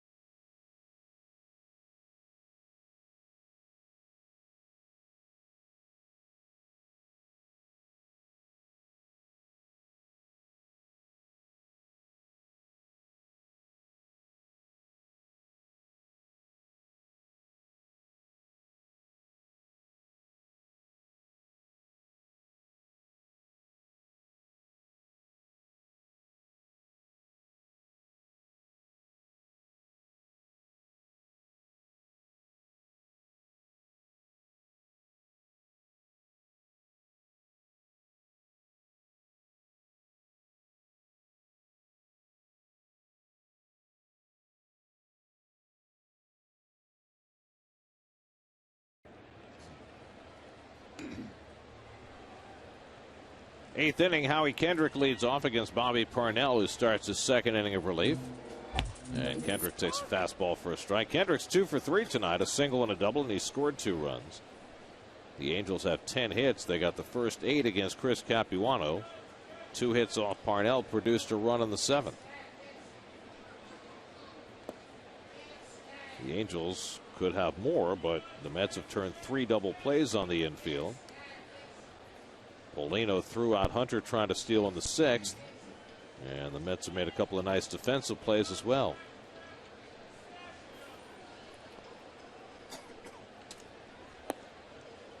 It'll be Kendrick, then Mark Trumbo and Peter Burgess for the Angels in the 8th. Angels had yesterday off and flew to New York. Line caught by Murphy, 1 away. Nice reaction by Daniel on that shot by Kendrick for the first out. Well positioned here. This is a double written all over it if it gets by Murph. But hit right at him, just 1-2 feet to his left. Nice play. This is a funny game for the Mets. When you're on the road, it's a little bit different. The tough loss last night, Gary, where they looked like they were going to sweep Atlanta, all the late flights, and then you come home, you get back in your house with your family, you get in late, you sleep, you're at home in your own bed, and you come to the park. It's a recipe to come out that first game at homestand and be flat. In some ways, it's much easier to have a late night arrival on the road. Right. There are many fewer obligations than a late night coming home. Yes. Your wife and kids haven't seen you in 10 days, and you got laundry to do, and bills piled up on your desk. And dogs. Yeah, whatever it might be. The Angels actually started this road trip in Seattle and flew here after their game on Wednesday. This is quite an odd road trip for them. Yeah. They took the red eye. They got in the airport at 8:30, which is a terrible hour to try to come into New York City. Oh, gosh. Right? Remember those, Keith? Oh, please. Oh. But then they had yesterday to relax. Back to Parnell. And he makes the snag and throws out Trumbo for the second out. Let's go to Chris Carlin for a New York State Smokers Quit Line game break.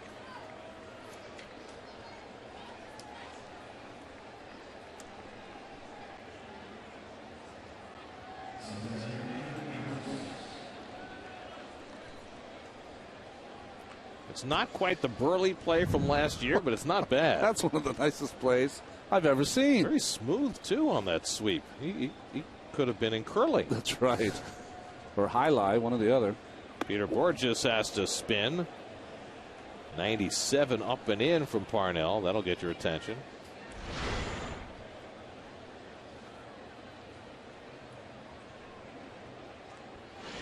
Borges is 1 for 3, doubled in a run in the 6th inning. Anyway, so the Angels began the road trip in Seattle, flew to New York. After this series is over, they go to Florida for 3 games with the Marlins, and then go back to Southern California, but not quite home. They have 3 with the Dodgers. Jeez. It's a 12-game road trip, and it's the Four Corners road trip, right? That's right. Northwest, northeast, southeast, and back to the southwest. Crazy. Well, they're fortunate that they have an off day going back to Los Angeles. I wonder, do they stay at home when they play the Dodgers? I mean, it's what, 40 miles? I'm sure they do. I'm sure they do. They bus. It's not quite, Queens to the Bronx. The thing is, I've always felt that when teams go coast to coast, that getaway day, no matter what, should be a day game for that team. So they can get on that airplane at an earlier hour if they got a coast to coaster. Well, I know Terry Collins feels that way. He said as much when we were in Atlanta, when all the talk was about the gamesmanship of the Braves wetting the field. He said, I don't care so much about that. I want to know why we're playing the night game Thursday night. He was adamant about that.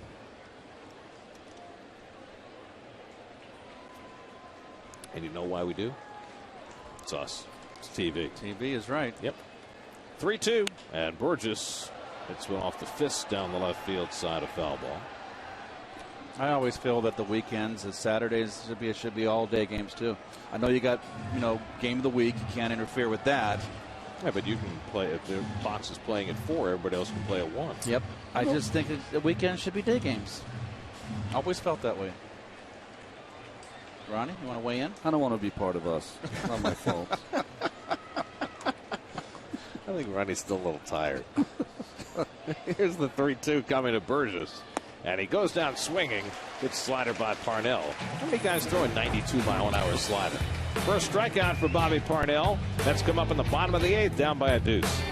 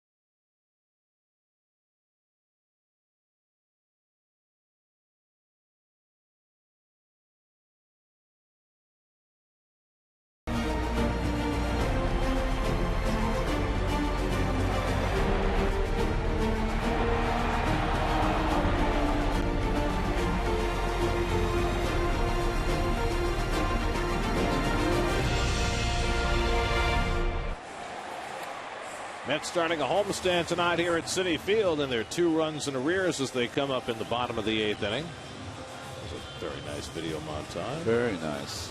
We've got a good staff. The veteran left-hander Scott Downs, who has really come into his own the last few years. Out of those 23 games, he has not given up a run in 21 of them.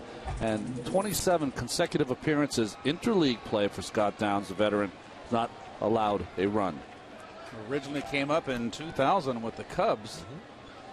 Went over to Montreal. Now 34 years old. Here's Angel Pagan, who's 2 for 2 and a walk, and he hits one down to third, and his Turris with a nice play. And Pagan retired for the first time tonight. So 1 out and nobody on. Well, there's been good leather played by the Angels here, particularly with the shortstop with Ibar. But this is a nice little backhand by Asturias. Well, he's had a big double in this game, and now beautiful play to the backhand. 1 out and nobody on. Now Jason Bay, who's 0 for 3.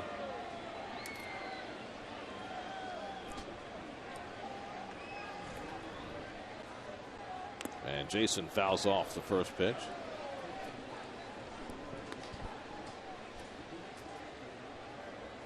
Jason coming off back-to-back multiple hit games, held in check tonight. Ronnie Polino on deck. Polino has really swung the bat well tonight. So the Mets would love to get Bay on for him the way Polino hits left-handers.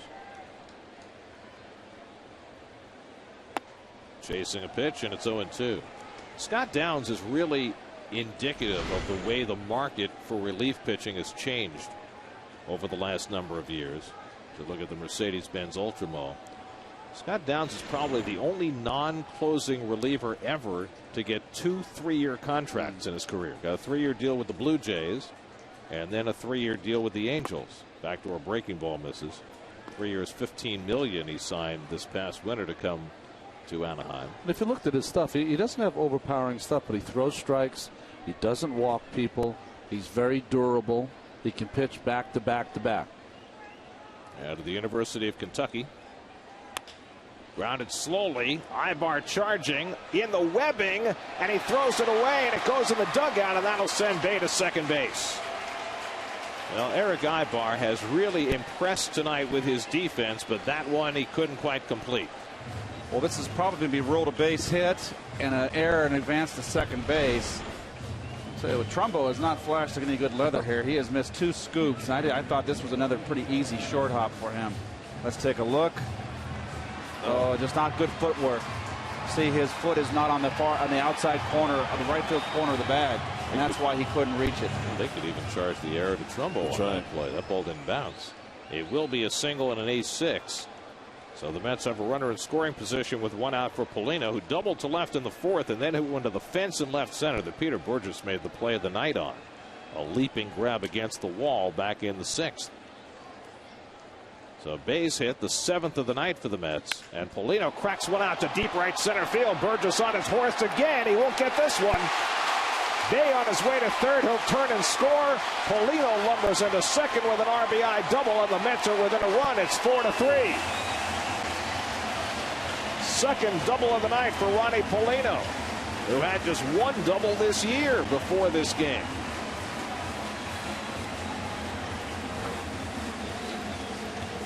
Well, Polino's an opposite field hitter, and that's a ball down the middle that he likes to play into the opposite field, opposite gap. And he drives that ball hard and deep. Has to hit it deep here. He's right on that. That's a ball he could have pulled. So Polino will leave for a pinch runner. After driving in his 8th run of the year, Jason Pridey will run for him at second base, carrying the tying run. Ruben Tejada will be the batter. Scott Hairston out on deck to bat for the pitcher. So the wheels moving here as the Mets try and come from behind in the late innings. Tejada tonight has been intentionally walked, hit by a pitch, and struck out. He's now 0 for his last 14, up in a situation where a base hit could tie the game.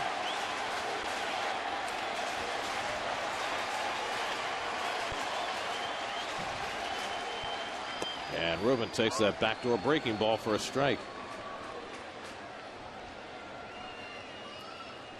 Scott Hairston, who had the huge hit for the Mets last night in Atlanta, a 3-run homer waiting on deck.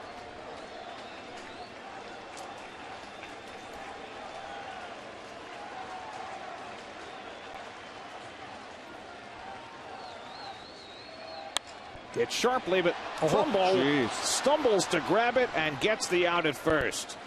Now, Trumbo was positioned well and then had to kind of surround the ball, but makes the play for the second out as Pridey goes to third. Well, it's hit right at him, Gary. He's not a very good fielder. I mean, that's just very awkward. That's like, thank you, look what I found. You're better off if you're not sure just to go down your knee and block it. So now 2 out, the tying run at third, and here's Hairston, and here's what he did last night in Atlanta. He loads that fastball upstairs, does he not? And that's middle in, and he crushed it.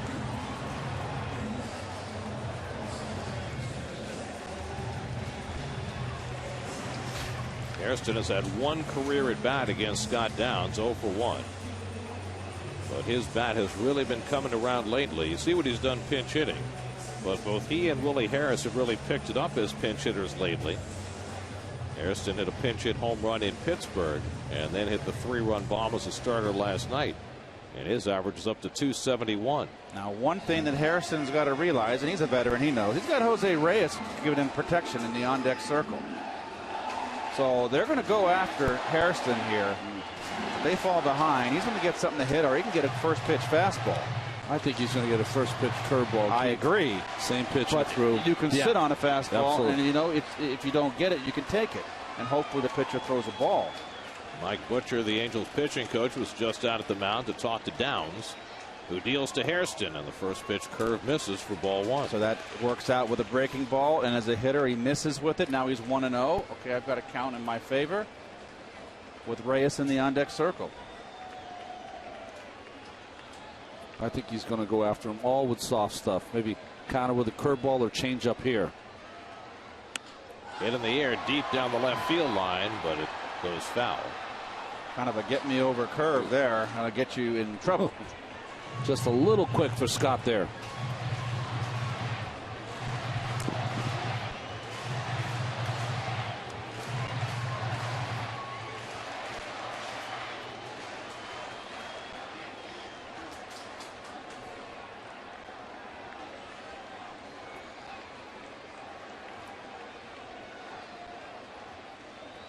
Downs with the 1-1, and Hairston with a big cut.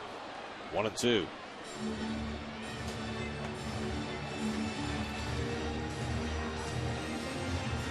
Well, at worst, the Mets will have Reyes leading off in the 9th inning. But Hairston would love to convert and get that tying run home here in the 8th. Mets will be facing the fireballing right-hander Jordan Walden if the Angels have the lead in the 9th.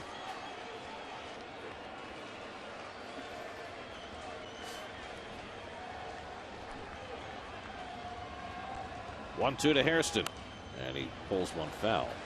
Well, I don't know how he got a piece of that.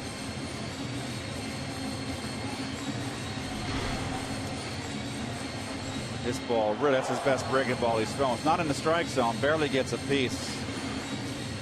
Got to think right here, Ronnie, a little change up in the dirt, sinking away after that pitch in. Or up the ladder on a fastball out of the strike zone. I like that, a fastball in and up out of the strike zone. Going back with the curveball. 1-2. He struck him out. Nice job by Scott Downs to fan Scott Hairston and keep the Angels in front. Ronnie Polino's RBI double gets the Mets within a run going to the 9th.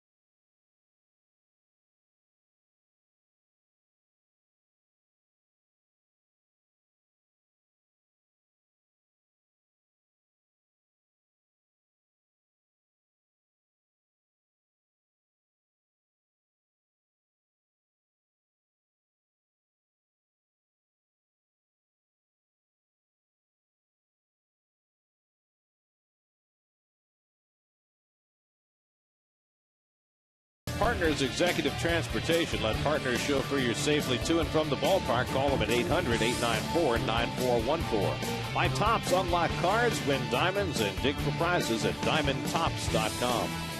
By State Farm. Today's State Farm agent of the day is John Garfinkel of Brooklyn, New York. And John would like to send a special get well soon to Marilyn Kushner. Josh Tolley comes in to catch the 9th inning for New York. And Manny Acosta is on the mound. Jeff Mathis leads off in the top of the 9th inning, and he hits the first pitch out to center field. Easy for Angel Pagan. One pitch and one out. Bobby Abreu coming up as a pinch hitter. First, we'll check in with the guys in the studio, Chris Carlin and Bobby Ojeda, to see what's coming up on Lincoln Post-Game Live.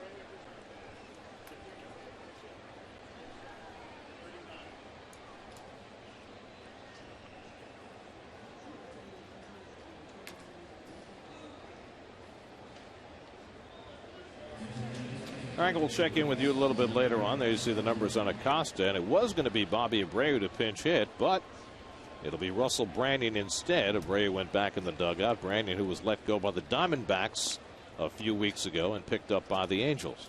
Well, they were trying to add some pop to their lineup, and Russell Branyan, one of those guys that he's a home run hitter, always has been, especially in the minor leagues. Hasn't always had that year he wanted in the big leagues, though. That's put on the full shift against Branyan. 3 infielders on the right side. When he first started out in Cleveland, there was every reason to think that he was going to be one of the big home run hitters in the game. And he has had an odyssey since leaving Cleveland.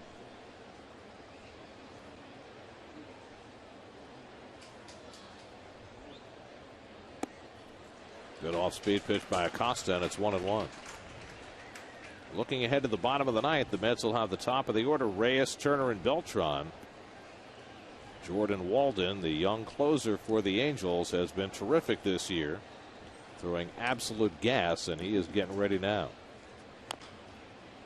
1-2. Now, it's been a long time since the Angels have been in New York. The last time they visited was at Shea Stadium 2005, and the Angels won 2 out of 3 in that series. But the game the Mets won, they were down by a run going to the bottom of the 9th, like they might be tonight. And Marlon Anderson hit an inside-the-park home run against Frankie Rodriguez to tie up that game.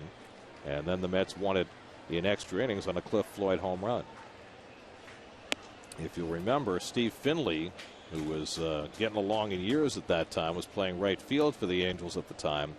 And he kicked the ball into the right field corner, enabling Marlon Anderson to scoot all the way home. You have an amazing memory. I do remember that now. You refreshed my memory. Into the shift. And Reyes over on the right side of the infield throws out Branyan 2 away. Our next SNY broadcast will be on Tuesday night when the A's come to town. That'll be Dylan G's next start as he tries again to go 8-0. 6:30 the coverage Tuesday night, Mets and A's, right here on SNY. And of course, you know, that was one place Steve Finley didn't make at Shea Stadium. The much more famous one came in 1999 when he was the Diamondbacks center fielder and could not quite rise high enough to catch Todd Pratt's series-winning home run. What was his nickname, Todd Pratt? Tank. That's right. And Finley said he hit a soft spot in the track, or a little bit of a divot or something. There was a little depression there where they opened the gate to push the batting cage out through the center field fence, and he hit that little depression. And so when he went up against the wall, he hit the wall rather than going up over the wall. And you know, Finley was a guy who during his career would take away a lot of home runs. 0-2 to Isturis, who singled and doubled tonight and scored 2 runs. Jason Bay made a nice catch going away to take an extra base hit away from him in the 5th.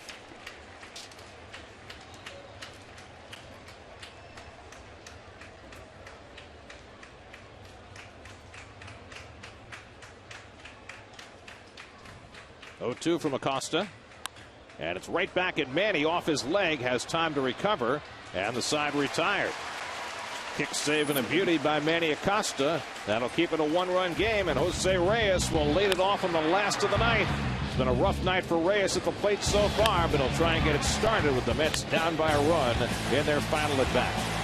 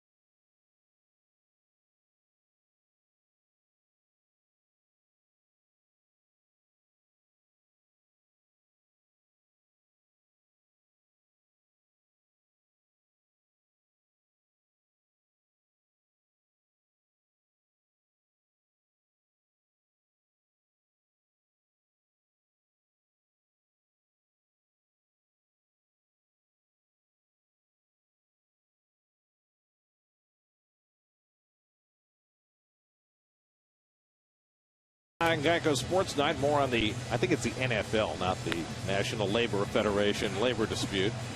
Jose Umanura has been in the news, and the start of interleague play resuming tonight, all on Geico Sports Night after the postgame as Jordan Walden comes on to pitch the last of the ninth for the Angels. Well, he's 15 for 18 in save opportunities, as you see right there, and this month he's gotten even better. Struck out half the batters he's faced, 7 out of 14. The rookie record for the Angels is by Ken Tatum, 22 saves in 1969.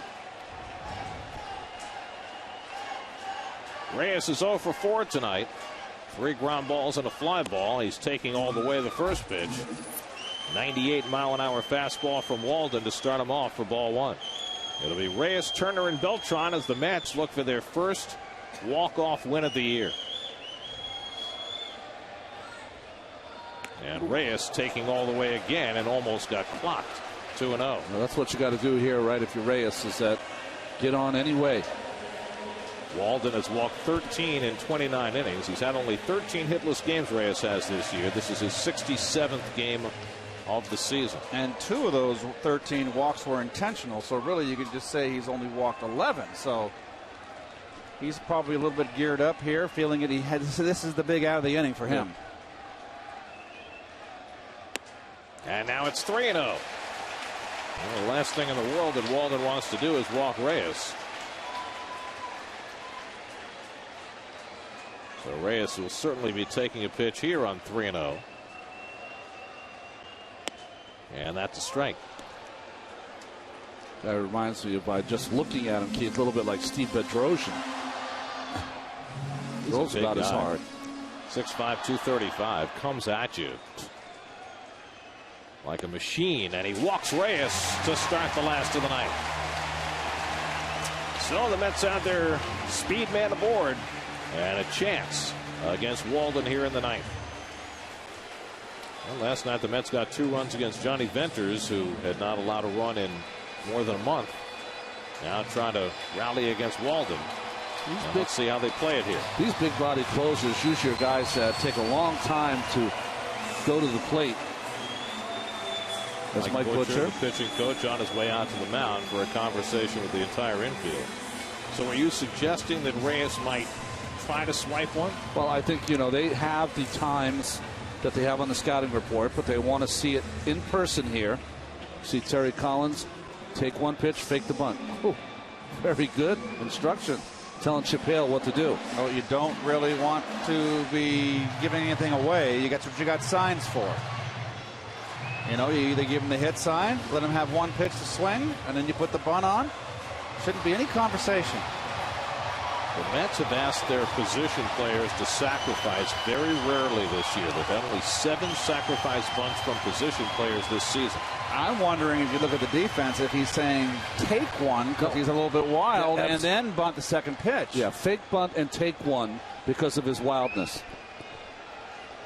Reyes a short lead. Walden looking him back.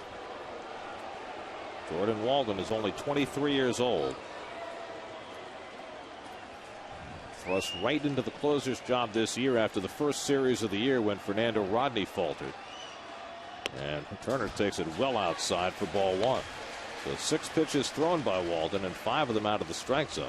Well, he can let him rip here. He might get a fastball. We'll see how he wants to play it. He's got the big guns coming up behind. Well, you'd love to see Reyes try to steal a base. Mets have 1 steal tonight. That was Pagan back in the 5th. He ran first pitch and beat the throw by Mathis.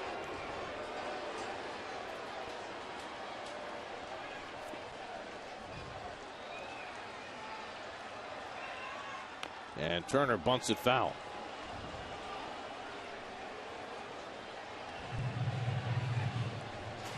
Well, here's the old cat and mouse here.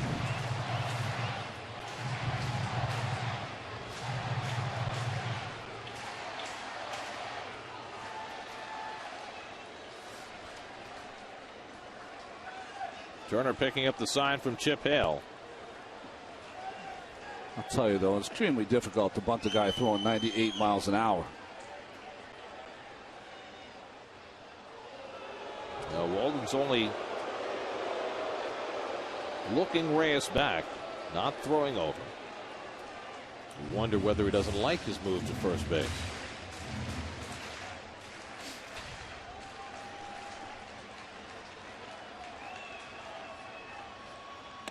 And it's outside, 2-1. Oh boy, this is tricky here now. It's a hit and run count. But can you hit and run with a guy who throws this hard?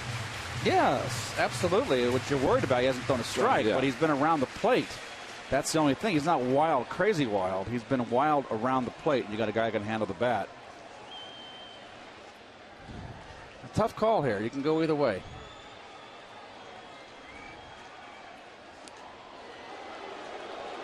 Good move there by Walden, and Reyes has got a very big lead compared to his lead earlier in the game.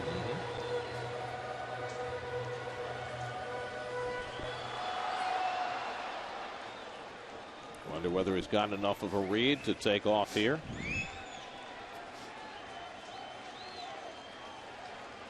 He's running. The throw by Mathis, not in time. Reyes steals the base, his 24th of the year. That is outstanding by Reyes.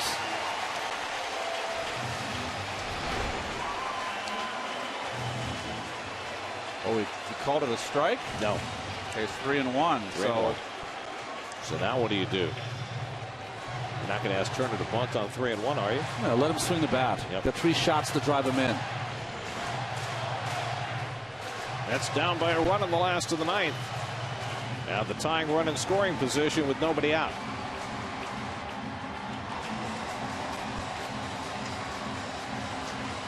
If Turner has proven anything, it's that he can drive in runs. Hitting .410 this year with runners in scoring position when the night began.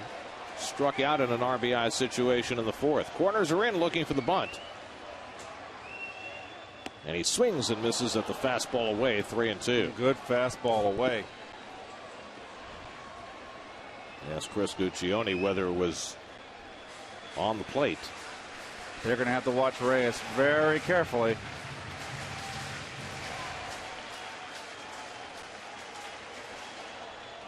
Not 3-2 now to Justin Turner. 100 miles an hour from Walden. Not the first time he's hit triple digits this year. You're always going to get some extra mileage upstairs. Those are hard throwers. You got to make them get it down. And Reyes not getting a very big lead. Doesn't have to. He's got such speed. Ibar doing his best to keep him close. Opening up that hole. 3-2. And Turner fouls off another 100-mile-an-hour fastball. Well, if anybody would know how to hit dead red, that's right, it'd be Turner. But remember earlier in the game, Ibar robbed Turner of a hit being in that hole. Less vulnerable at that hole now, though, against the 98-plus fastball from Walden.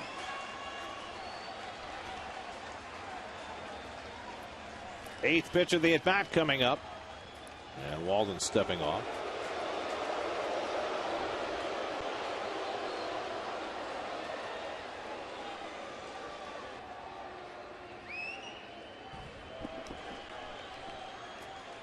Again, the 3-2. And Turner watches it outside, ball 4. And the Mets have first and second and nobody out. Back-to-back walks issued by Jordan Walden. And Carlos Beltran coming to the plate. Beltran tonight is 1 for 4. Vernon Wells made a nice shoestring catch on his drive to left his last time up. That's the tying run at second base, the potential winning run at first with nobody out. And Beltran swings at the slider and misses, 0-1. Well, pretty good call right there in the pitch. And I like Carlos being aggressive. I got a guy that's went a little bit wild. Look for that first ball fastball and jump on it, but throw him a slider, tough one to lay off. Daniel Murphy waiting on deck. And Beltran takes that slider for a strike, and now it's 0-2. Oh, boy, he painted that one. Carlos is going, my goodness, this guy just walked two batters, and he paints my wagon. Through the first one off the plate he swung at. That one he found the plate. Now Carlos in a 2-strike hole. Walden working quickly. And he misses inside with a fastball, 1-2. That's a good 0-2 pitch right there, huh? Set up everything. He can bounce a slider again. Fastball away, fastball up out of the strike zone. I think it'll be a slider down. And Carlos down swinging on the slider for the first out of the inning.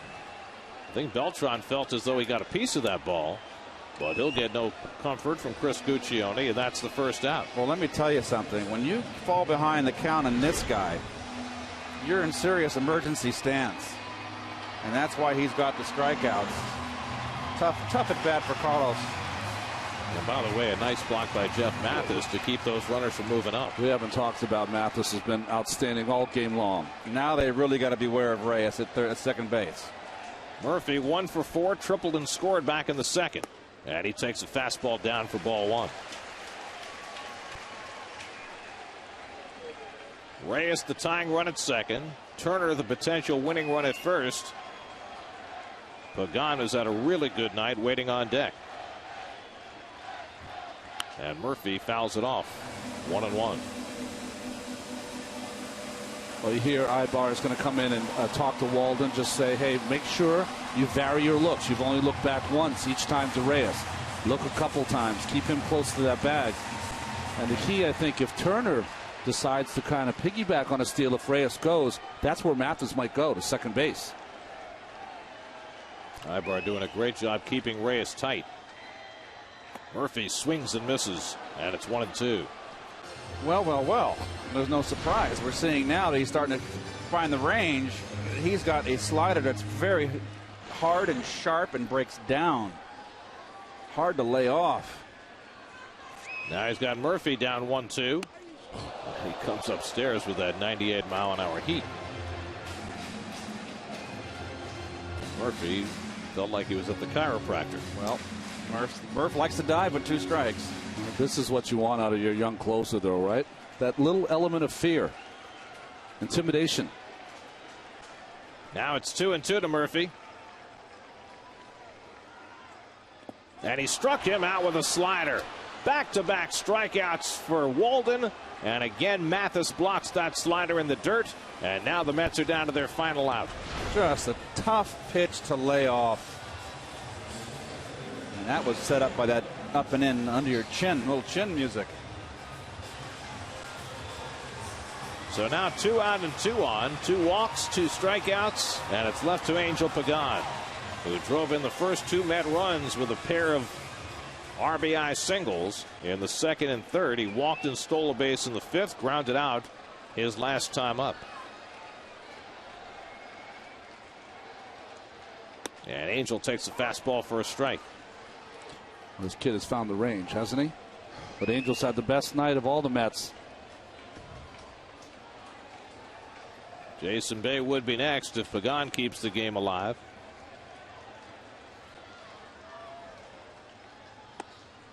A ball and a strike.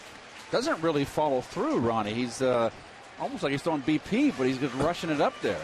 He's just such a big man. 6'6", 260 pounds. Junior college product, drafted in the 12th round in 06. Coming into his own. And now he's ahead on Pagan, 1-2, and the Mets are down to their final strike. Oh, good cut by Angel. Reyes and Turner ready to run like the wind on the crack of the bat. Slider in the dirt, Keith.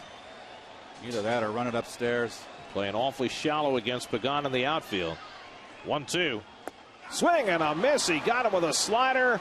Jordan Walden with 3 straight strikeouts to pin the tying and winning runs on base. And the Angels catch a 1-run victory in the opener of this 3-game interleague series. Well, the Mets here, I just think, came up a little bit flat with that road trip, that disappointing loss last night. Joel Pinheiro, a strong 6 in the 3rd, always a Met killer. The bullpen for the Angels did the job. A very closely contested ball game, and that man right there, I tell you, he opened the door open for the Mets, and he closed it, literally. Well, the Mets now in 1-run games, 8 and 13, and Torrey Hunter really the offensive stalwart for the Angels with 3 hits tonight. And congratulations to Joel Pinheiro on his 7th try. He gets his 100th career win. Only the 4th pitcher from Puerto Rico to reach that plateau. He's now 4-0 lifetime against the Mets as you check out the Audi game summary. Chris Capuano pitched well but falls short. Gave up 2 earned runs over 6 innings to fall to 5 and 7. And Walden, after walking 2, dominant with that slider, striking out 3 in a row, getting Beltran, Murphy, and Pagan. And the Angels hold on for a 1-run win, 4-3, handing the Mets their 2nd straight loss. Back with more from Citi Field in just a moment.